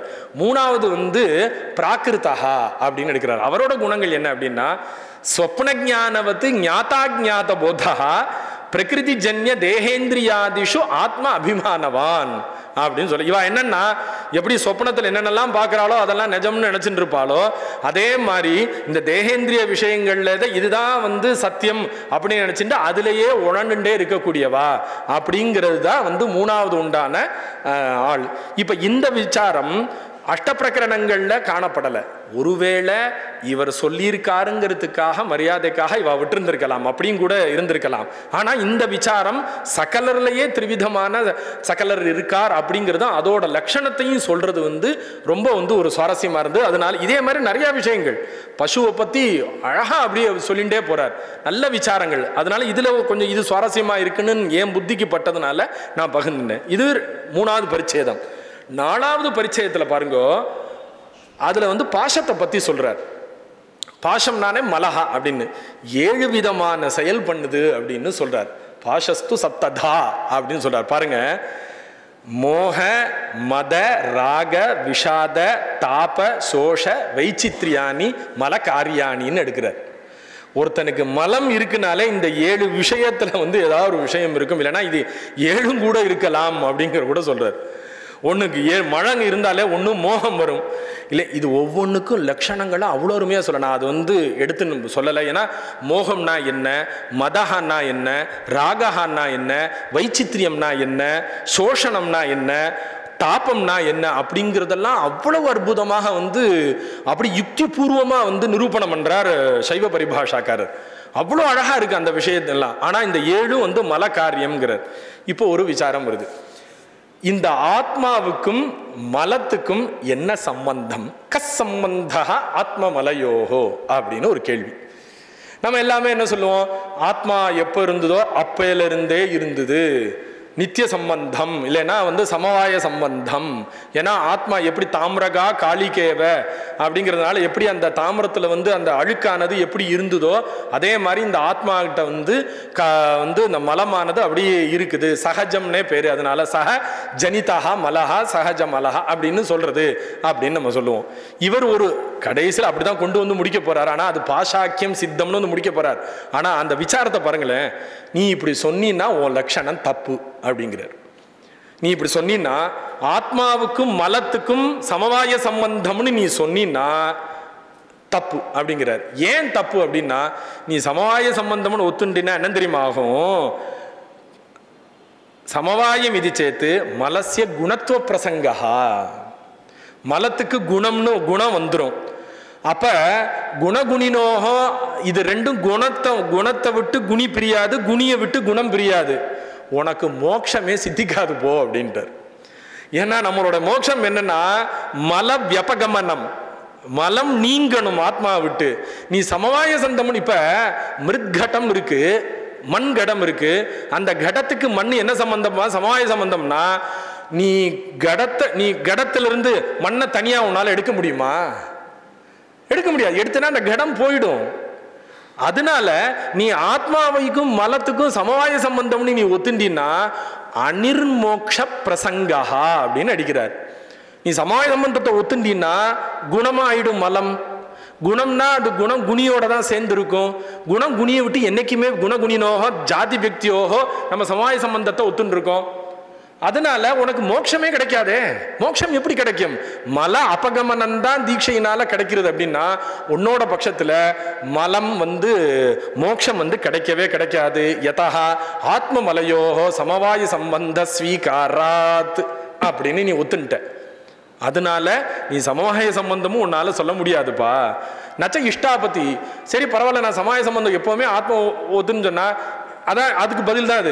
நீ மோட்சமே உனக்கு சித்திக்காமலே போயிடும்பா. எனக்கு இஷ்டமும் கிடையவே கிடையாது. எனக்கு ஆத்மாவுக்கு மோட்சம் கிடைக்கணும். இந்த ஆத்மா கிட்ட ஒட்டி நிற்கிற மலங்கள் எனக்கு அதோட வீரியத்தை இழந்து இந்த ஆத்மா சிவாபிமுகமா போகணும். அது அப்ப இந்த மலம் தடுக்கிறது என்ன? அப்ப இந்த மலத்தோட வீரியம், மலம் கொஞ்சம் கொஞ்சமா குறையணும். எனக்கு நித்தராம் குறையணும், போகணும். அப்ப நான் சமவாய சம்பந்தத்தை நான் ஏத்துக்க முடியாது அப்படின்னு சொல்றார். கிஞ்ச சமவாயஸ்ய நித்தியதையா அனிர்மோக்ஷ பிரசங்காச்ச, அனிர்மோக்ஷ பிரசங்கத்தான். தஸ்மாத்து திரவியமேவ மலஹா, அதனால மலம் திரவியத்தை திரவியம்னு ஒத்துக்கோ. அதனால திரவியமேவ மலஹா அயுத சித்தியபாவேன குணவத் பாதி அப்படின்னார். இது ஒரு சம்பந்தம். அயுத சித்தியபாவம்னு ஒரு இது என்னன்னா, இது இல்லைன்னா அது காரியம் நடக்காது, இது சித்தி ஆகாது அப்படிங்கிற சொல்றதுக்காக அயுத சித்தா அப்படிங்கிறது மாதிரி சொல்றது அப்படின்னு மறுபடியும் சொல்றாரு. நனு யுத சித்தியோகோ சம்பந்தா சம்யோகா, இது சம்யோக லட்சணம். நீ சொல்லிட்டிய சம்யோக லட்சணம்னு சொன்னா என்ன ஆகும்னா, சம்யோகேபி ந சங்கச்சதே சத்தியம் தஸ்ய ஜன்ய சம்யோக லட்சணாது. இந்த ஆத்மாவோட இது அப்படியே ஜனிதமா இருக்கிறதுனால சம்யோக சம்பந்தம்னு நீ சொல்ல முடியாது. ஏன்னா சம்யோகம்னு ஒத்துண்டினா ஏதாவது ஒரு இடத்துல இருந்து பிரிஞ்சு வரணும் அது. ஆனா இந்த ஆத்மா வேற எங்கேயாவது பிரிஞ்சு ஆத்மாட்ட ஒட்டின்னு இருக்கான்னா இல்ல, ஜன்ய சம்யோக லட்சணம் இது. அதனால சம்யோக சம்பந்தம்னு உன்னால சொல்ல முடியாதுப்பா. இல்லைன்னா நீ இந்த ரெண்டுக்கும் உபாதான உபாதேய பாவ ரஹிதோஹோ துவயோஹோ அந்யதா லட்சணம் திரஷ்டவ்யம். நீ வேற ஏதாவது லட்சணம் தான்ப்பா பார்க்கணும். அதுக்கு மலம் திரவியம்னு ஒத்துக்கோ, ததேவ ஆணவ மலம் அப்படின்னு ஒத்துக்கோ. அதனாலதான் பாசமானது சித்தியாருதுன்னு ஒத்துண்டு போயிடு. நீ மேற்கொண்டு சொல்லிட்டே போனீங்கன்னா இது அனவஸ்தா பிரசங்க தான் போயிட்டே இருக்கும் அப்படின்னு இந்த விசாரமும் அருமையாக ஒரு நல்ல ஒரு விசாரமாக இந்த ஆத்மாவுக்கும் மலத்துக்கும் என்ன சம்பந்தம் அப்படிங்கிறத எப்படி ஸ்தாபனம் பண்றாருங்கிறதும் அருமையாக இருந்தது. அடுத்த 5வது பரிச்சேதம். இதுல தீட்சையை பத்தி அருமையாக சொல்றார். தீட்சையோட லட்சணங்கள் அவ்வளோ 7 விதமான சாக்ஷுஷி மானச பிரதிங் தீட்சை எல்லாமே சொல்றார். இதுல ரொம்ப சுவாரஸ்யமானது என்ன அப்படின்னா, பரமத மோக்ஷங்களை கண்டனம் அப்படி பண்றார், யுக்தியா கண்டனம் பண்றார். அதனாலதான் நம்ம சொல்லும் பொழுது ஸ்வமத ஸ்வபக்ஷ ஸ்தாபனாய பரபக்ஷ மத கண்டனம் அப்படி மண்டனாயத்தே இஷ்யத்தேச்ச. நம்ம பட்சத்தை ஸ்தாபனம் பண்ணணும்னா பரபட்சத்தை கண்டனம் பண்ணித்தான் ஆகணும். அப்படி பண்ணா, அதாவது இதை விட இது வசத்தின்னு நம்ம சொல்றோம். அடுத்த கேள்வி என்ன வருது? எதை காட்டிலும் வசத்தி அப்படின்னு கேள்வி வருதா இல்லையா? ராமஹா கரிஷ்டா அப்படின்னா சஹா ஜேஷ்டா அப்படின்னா கஸ்மாத் ஜேஷ்டா, வெறும் ஜேஷ்டான்னு சொல்லியிருந்த ராம அவனே நிரூபித்து அவனே ஜேஷ்டனா? அப்ப லக்ஷ்மணாத்து ஜேஷ்டா, லக்ஷ்மணை காட்டிலும் பெரியவர் அப்படின்னு நம்ம சொல்லி ஆகணும். அப்ப நம்மளுடைய சைவ மத பட்சம் கரிஷ்டம் அப்படின்னு சொல்லணும்னா பிற மத பட்சங்களோட சர்ச்சை பண்ணணும். அப்படி பண்ணாதான் ஓ நம்ம நியாயங்கள்னால இந்த இடத்துல வந்து மோட்சம் செல்லுபடி ஆகல அப்படிங்கிறத புரிஞ்சுண்டு, ஓ அதனாலதான் நம்மளுக்கு இந்த மோட்சமானது சித்திக்கிறது, அதனால நம்ம பட்சம் வந்து சித்தாந்தமான பட்சம் அப்படிங்கிறது தெரிய வரும். அதனால நம்மளோட மதத்தோட ஆழம் புரியணும்னா பிற மதங்களை பத்தி நம்ம தெரிஞ்சுக்க வேண்டியது அவசியமா இருக்கு. அதுல வந்து முக்கியமான பிரதானமான கிரந்தமா அந்த சைவ பரிபாஷை இருக்கு. அதனால சைவ பரிபாஷை அவசியம் அத்தியனம் பண்ணத்தான் வேணும். ஏன்னா இல்லைன்னா நம்ம மதத்தோட சொரூபம் மட்டுமே தெரியும், மற்ற மதங்களோட தெரியல அப்படின்னா நம்ம ஒன்றும் சொல்ல முடியாது. இப்ப பாருங்களேன், இந்த மோட்சத்துல முதல்ல வந்து யாரும் இதுன்னு அந்த விஷயத்தை எப்படி போட்டிருக்கோ அப்படி சொல்றேன். நான் எனக்கு புரிஞ்சின்ற வழியை சொல்றேன். முதல்ல வந்து வேதாந்திகள் மதத்தோட கண்டனம் பண்றார் அவர். வேதாந்திகள் மதத்தோட என்ன கண்டனம் பண்றாருன்னா, பிரம்மசத்தியம் ஜெகன்மித்யா அப்படிங்கிறது உங்களோட பட்சம், பிரம்மைக ஏகமேவா த்விதீயம் அப்படிங்கிறது உங்களோடது. நீ ஏகமேவா த்விதீயம்னு சொல்லிட்டீன்னா மோட்சத்தை எதனால சாதிப்ப? சாதனம் கிம்? சாத்தியா மோக்ஷா சாதனம் கிம் அப்படின்னு கேட்டார். இல்ல சாதனை நான் ஒன்று சொல்றேன் அப்படின்னு சொன்னா, மம மாதா வந்தியா இதிவத் பாதி அப்படிங்கிறார். என்னோட அம்மா மலடி அப்படிங்கிற மாதிரி இருக்குங்கிறார். எப்படிப்பான்னா, ஏகமேவ அத்விதீயம்னு சொல்லிட்ட, ஒண்ணுதான் இருக்கு, இன்னொன்னு ஒண்ணு இல்லை அப்படின்னு நீ சொல்லிட்ட. அப்ப மோட்சத்தை மோக்ஷா சாத்தியனா சாதனம்னு நீ ஒண்ணு சொல்லிட்டினாலே ரெண்டாவது ஒண்ணு இருக்குங்கிறது அர்த்தம் ஆயிட்டா இல்லையா? அப்ப ஏகத்துவம் விகன்யதே ஏவக்கில. அப்ப உன்னோட இதுல வந்து என்னோட அம்மா மறுபடி நான் இப்படி சொல்ல முடியும்? நான் தான் பிறந்துட்டேனே, எப்படி வந்து சொல்ல முடியும்? அப்படி மாதிரி இந்த வாக்கியம் அப்படியே இருக்கு. அதனால இந்த மாதிரி விஷயங்கள் எல்லாத்தையும் அழகாக அவர் வந்து தன்னோட பட்சத்து மூலமாக சைவ மோட்சம் தான் வந்து மோட்சம், சைவ அந்த அந்த ரீதியில கிடைக்கிற மோட்சம் தான் வந்து மோட்சம் அப்படிங்கிற ஸ்தாபனம் பண்றார்.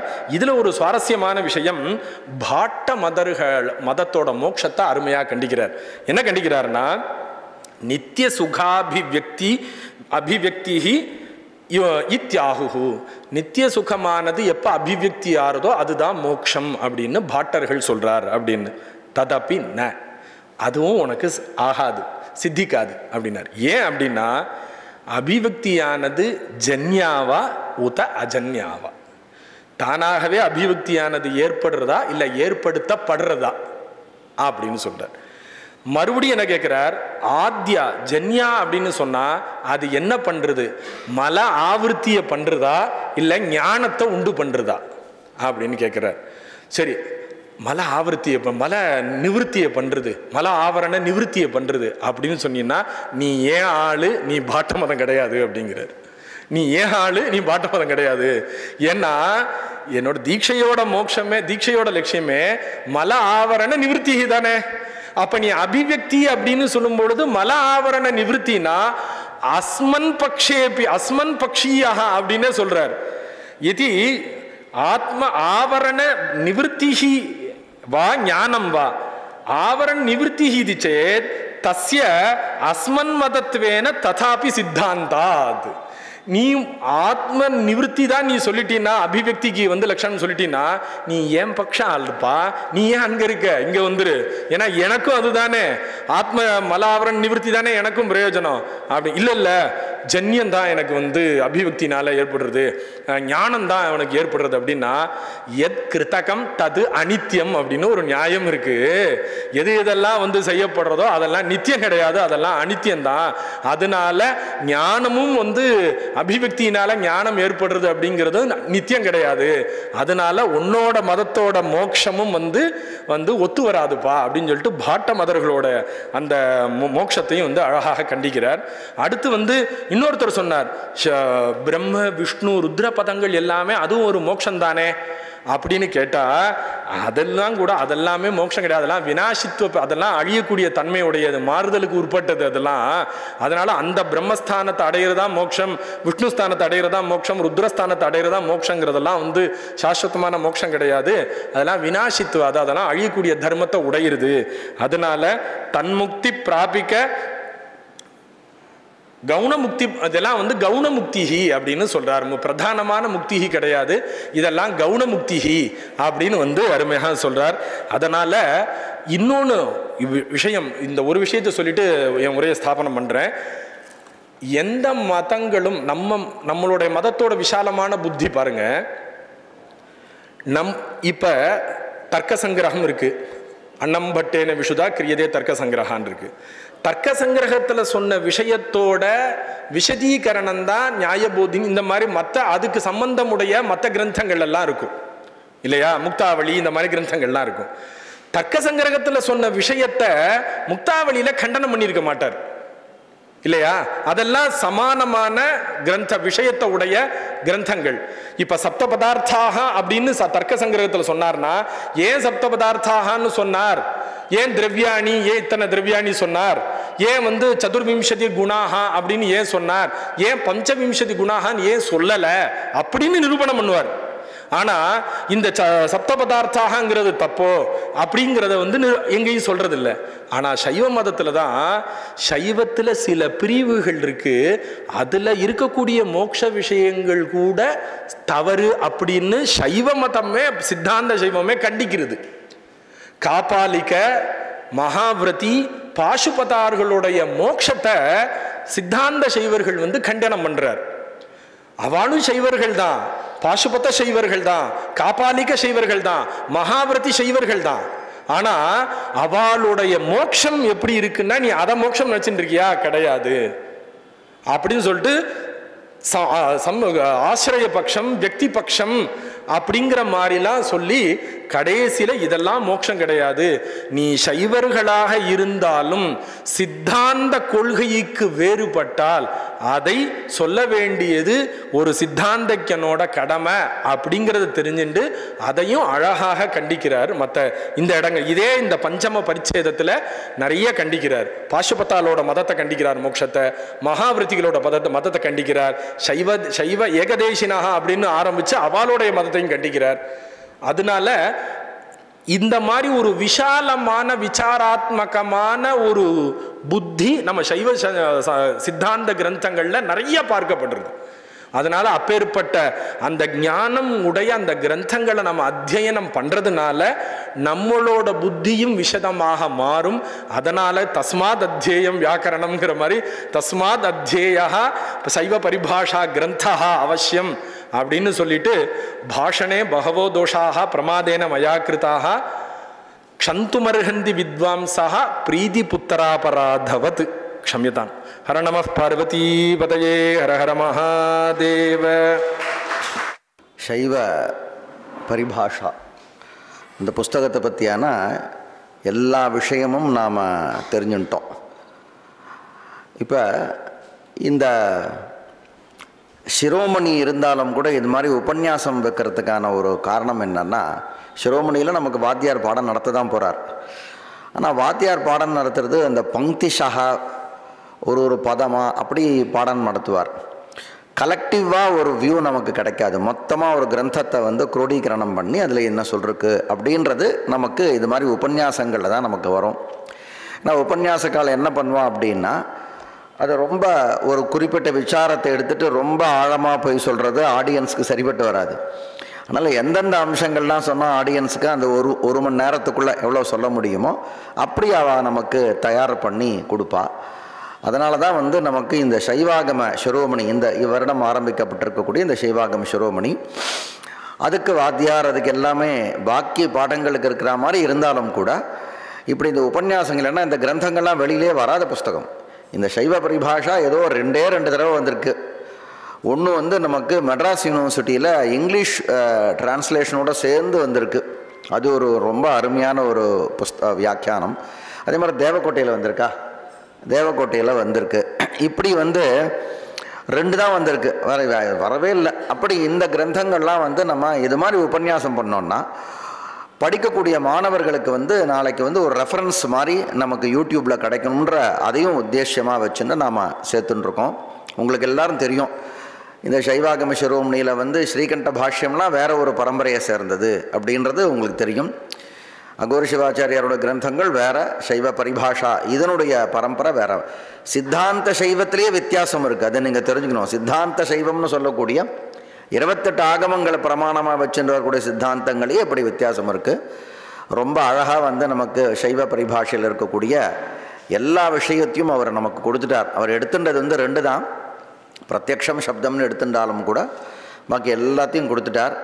இது மாதிரி முதல்ல அந்த கிரந்த கர்த்தாவை பற்றி சொன்னார், அவர் குருவை பற்றி சொன்னார். குருவனுடைய பேரே தான் அவருக்கும் வச்சுருக்கார். அவர் குரு வந்து தமிழில் சிவக்கொழுந்து சிவாச்சாரியார்னு ஒரு பேர் இருந்தது. இவர் சிவாகிர யோகின்னு இருந்தது. அவர்கிட்ட அத்தியனம் பண்ண விஷயத்தெல்லாம் கொண்டு வந்தார்னு சொன்னார். கிரந்தங்கள் 5 பரிச்சேதம் இருக்குன்னு சொன்னார். பரிச்சேதம் அடுக்கிக்கக்கூடிய விஷயமும் சொன்னார். முதல்ல வந்து பிரமாணம்னு ஆகிடுத்து, கடைசியில் இருக்குது பிரமேயம். அது வந்து முதல்ல வந்து பிரமாணம், லாஸ்ட்டில் வந்து மோட்சம்னு ஆகிடுத்து, உத்தேசியம்னு ஆகிடுத்து. நடுவில் இருக்கக்கூடியது வந்து பத்திபசு பாஷங்கள்னு இருக்குன்னு மொத்தம் 5 பரிச்சேதம்னு சொன்னார். அதில் விசேஷமாக முதல்ல வந்து பிரமாணம் தான் அவர் எடுத்துட்டார். அதில் வந்து நமக்கு சிச்சக்தி தான் பிரமாணம்ன்றது வந்து ஒரு பாக்கி கிரந்தங்களில் இல்லாத விஷயம்.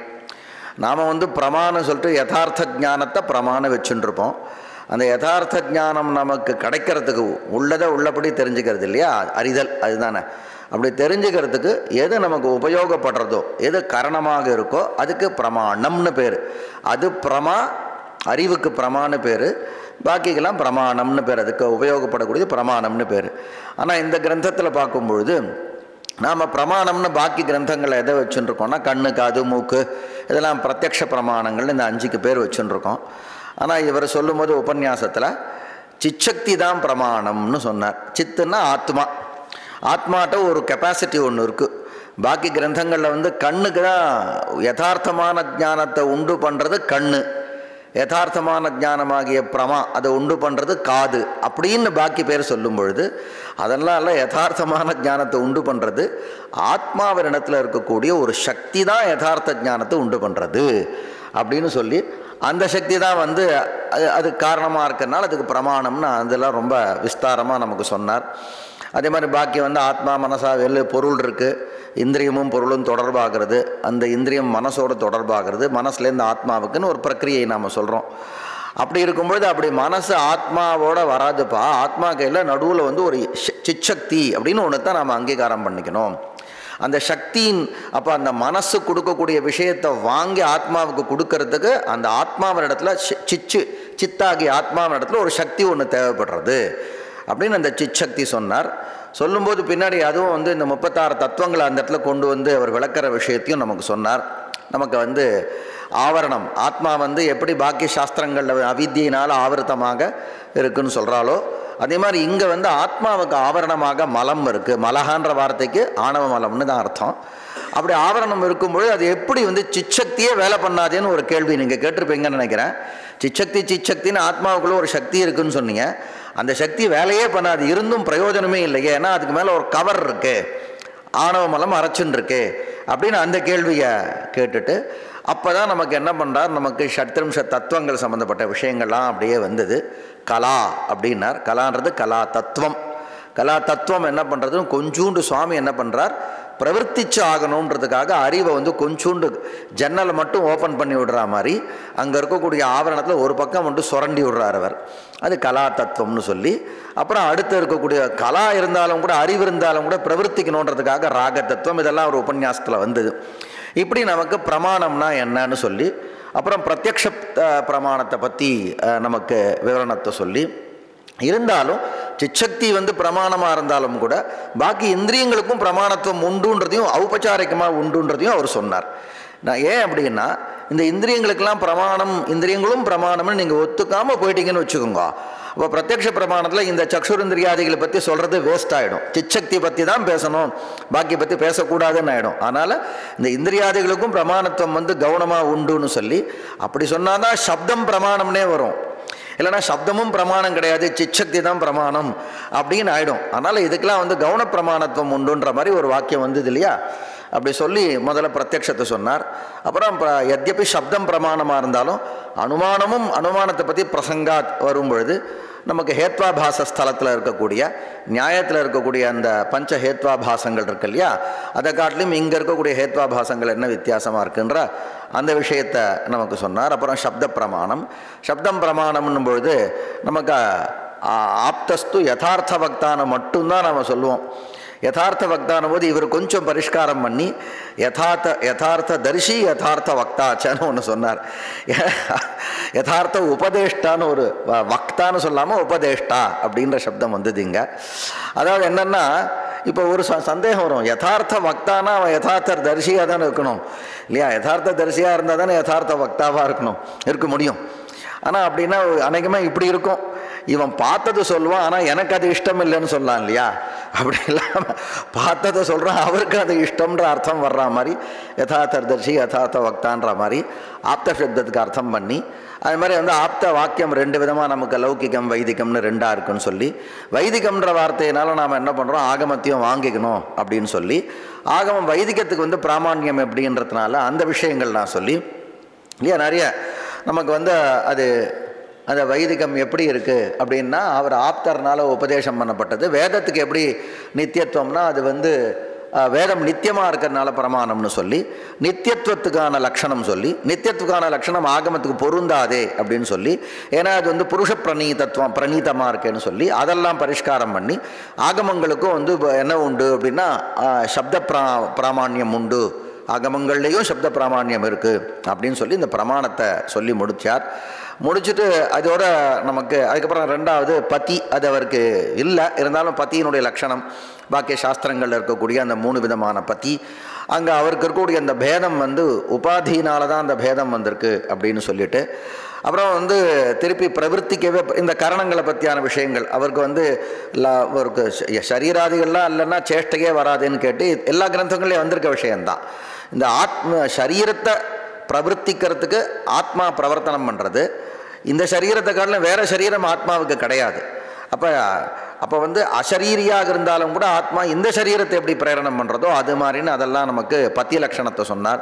அது மாதிரி இந்த கிரமங்கள் பத்தி பசு பாசங்கள் போது எல்லா கிரந்தத்துலேயும் வர்றதான். அது ஏன் அந்த கிரமம் வந்து பாசபதி பசுன்னு சொல்லாமல் பசுபதி பாசங்கள்னு சொல்லாமல் ஏன் இந்த கிரமத்தில் வந்தது அப்படின்னா அது சேத்தன அச்சேதன ஜடங்கள்னு அந்த விஷயம் சொன்னார். அடுத்து பசுக்களினுடைய பேதம், பசுக்களுடைய பேதத்தில் வரும்போது இருக்கக்கூடிய நமக்கு சகலர்களில் இருக்கக்கூடிய பாக்கி கிரந்தங்களில் இல்லாத அந்த சாம்சித்திக வைநயிக பிராகிருத்திகன்ற அந்த 3 பேதங்கள் நமக்கு பசு பேதங்களில் வந்தது. அடுத்தது பாசங்கள் லாஸ்ட்டில் வரும்போது பாசங்களை பற்றியான விஷயங்கள், முக்கியமாக ஆணவ பாசத்தை பற்றியான விஷயத்தை சொல்லி, ஏன்னா பாக்கி பாசங்களுக்காட்டிலையும் ஆணவ பாசத்தை பற்றி தான் முக்கியமாக சொன்னார். அப்புறம் மோட்சத்தை பற்றி, மோட்சம் பாக்கி கிரந்தக்காரெல்லாம் இப்படி ஆரம்பித்து நமக்கு அந்த பரிபாஷான்ற பெயர் எப்படி வந்தது, பாஷா தானே இருக்கணும், பரிபாஷாவை வந்து பாஷான்னு எப்படி சொல்லுவார்னு சொல்லி அதெல்லாம் சமர்த்தனம் பண்ணி எல்லாமே நமக்கு சைவ பரிபாஷை பற்றியான ஒரு முக்கியமான ஒரு பெரிய ஒரு விஷன் நமக்கு வர்ற மாதிரி மிகவும் சிறப்பான முறையில் உபன்யாசம் செய்திருக்கக்கூடிய நாட்டரசன் கோட்டை சிவஸ்ரீ அந்த ஐயாமணி சிவம் வேத ஆகம சாஸ்திர பாடசாலை, சைவாகம பாடசாலை அதனுடைய முதல்வராக திகழக்கூடிய நமது நாட்டரசன் கோட்டை சுப்பிரமணியன் அவர்களுக்கு மனமார்ந்த நன்றிகளை இந்த கல்லூரி சார்பாக தெரிவித்துக் கொள்கிறோம். முதலில் சொன்னது போலவே இந்த குறிப்பிட்ட நேரத்தில் வந்து நமக்கு வந்து இந்த அதுவும் நான் சொன்னது ஒரு வாரம் முன்னாடி தான் இருக்கும், ஒரு வாரம் 10 நாளுக்குள்ளே தான் இருக்கும் நிச்சயமாக. இந்த குறுகிய நேரத்தில் வந்து அவருக்கு இருக்கக்கூடிய பல காரியங்களுக்கு நடுவே அவர் இதை செஞ்சது வந்து மிகவும் சிறப்பாக, மாணவர்களுக்கு நிச்சயமாக காலாகாலம்னு ஒரு வார்த்தை தமிழில் உபயோகப்படுத்துவோம், பல காலமாக அது வந்து உபயோகியாக இருக்கும் என்ற ஒரு நம்பிக்கை இந்த அறக்கட்டளை ஏற்படுத்தி இருக்கக்கூடியவர் நம்ம தீபாதுரை சுவாமி. அவரது என்ன நினைவாக டாக்டர் என்ஆர் பட் சார்பாக நினைவாக ஏற்படுத்தி கொடுத்தாலும் கூட அவருடைய பிதாமகர், இந்த பிதாமகர் வந்து ஒரு அங்கே மாயவரத்தில் இருக்க ஒரு பாடசாலையினுடைய வைத்தியநாத சிவாச்சாரியார், மாயூரம் வைத்தியநாத சிவாச்சாரியார் ஆச்சாள்புரத்தில் ஒரு பாடசாலை இருந்திருக்கிறது, அதனுடைய முதல்வராக திகழ்ந்திருக்கிறார். தர்மபுரம் பாடசாலை போன்ற பாடசாலையினுடைய பரீட்சாதிகாரியாக இருந்திருக்கிறார். மிருகேந்திராகமம் அஷ்டப்பிரகரணம் போன்ற நூல்கள் எல்லாம் வெளிவருவதற்காக தேவக்கோட்டையில் ஒரு சைவாகம பரிபாலன சங்கம் என்று ஒரு சங்கம், அதற்கு நிறைய ஓலைச்சுவடிகள் எல்லாம் கொடுத்திருக்கிறார். அப்படிப்பட்ட ஒரு அறிஞரின் நினைவாக அவர்களை வைத்திருக்கிறார்கள். அவர்களுக்கும் மனமார்ந்த நன்றியை தெரிவித்துக் கொண்டு இந்த உபன்யாசத்திற்கு இவ்வளவு நேரம் அமைதியாக உட்கார்ந்து இந்த நல்ல விஷயங்கள்லாம் பல முறை கேட்க வேண்டும். கேட்க தான் இப்போ நமக்கு சைவ பரிபாஷை அநேகமாக இதுதான் முதல் உபன்யாசமாக இருக்கும். நமக்கு இதுக்கு முன்னாடி இந்த உபன்யாசம் நடந்திருக்காது. எனவே கேட்டமைக்காக அனைவருக்கும் மனமார்ந்த நன்றிகளை தெரிவித்துக்கொண்டு அவருக்கும் நன்றியை தெரிவித்துக்கொண்டு இந்த மகாவித்யாலயத்தின் சார்பாக அவருக்கு மரியாதை செய்யப்படுகிறது.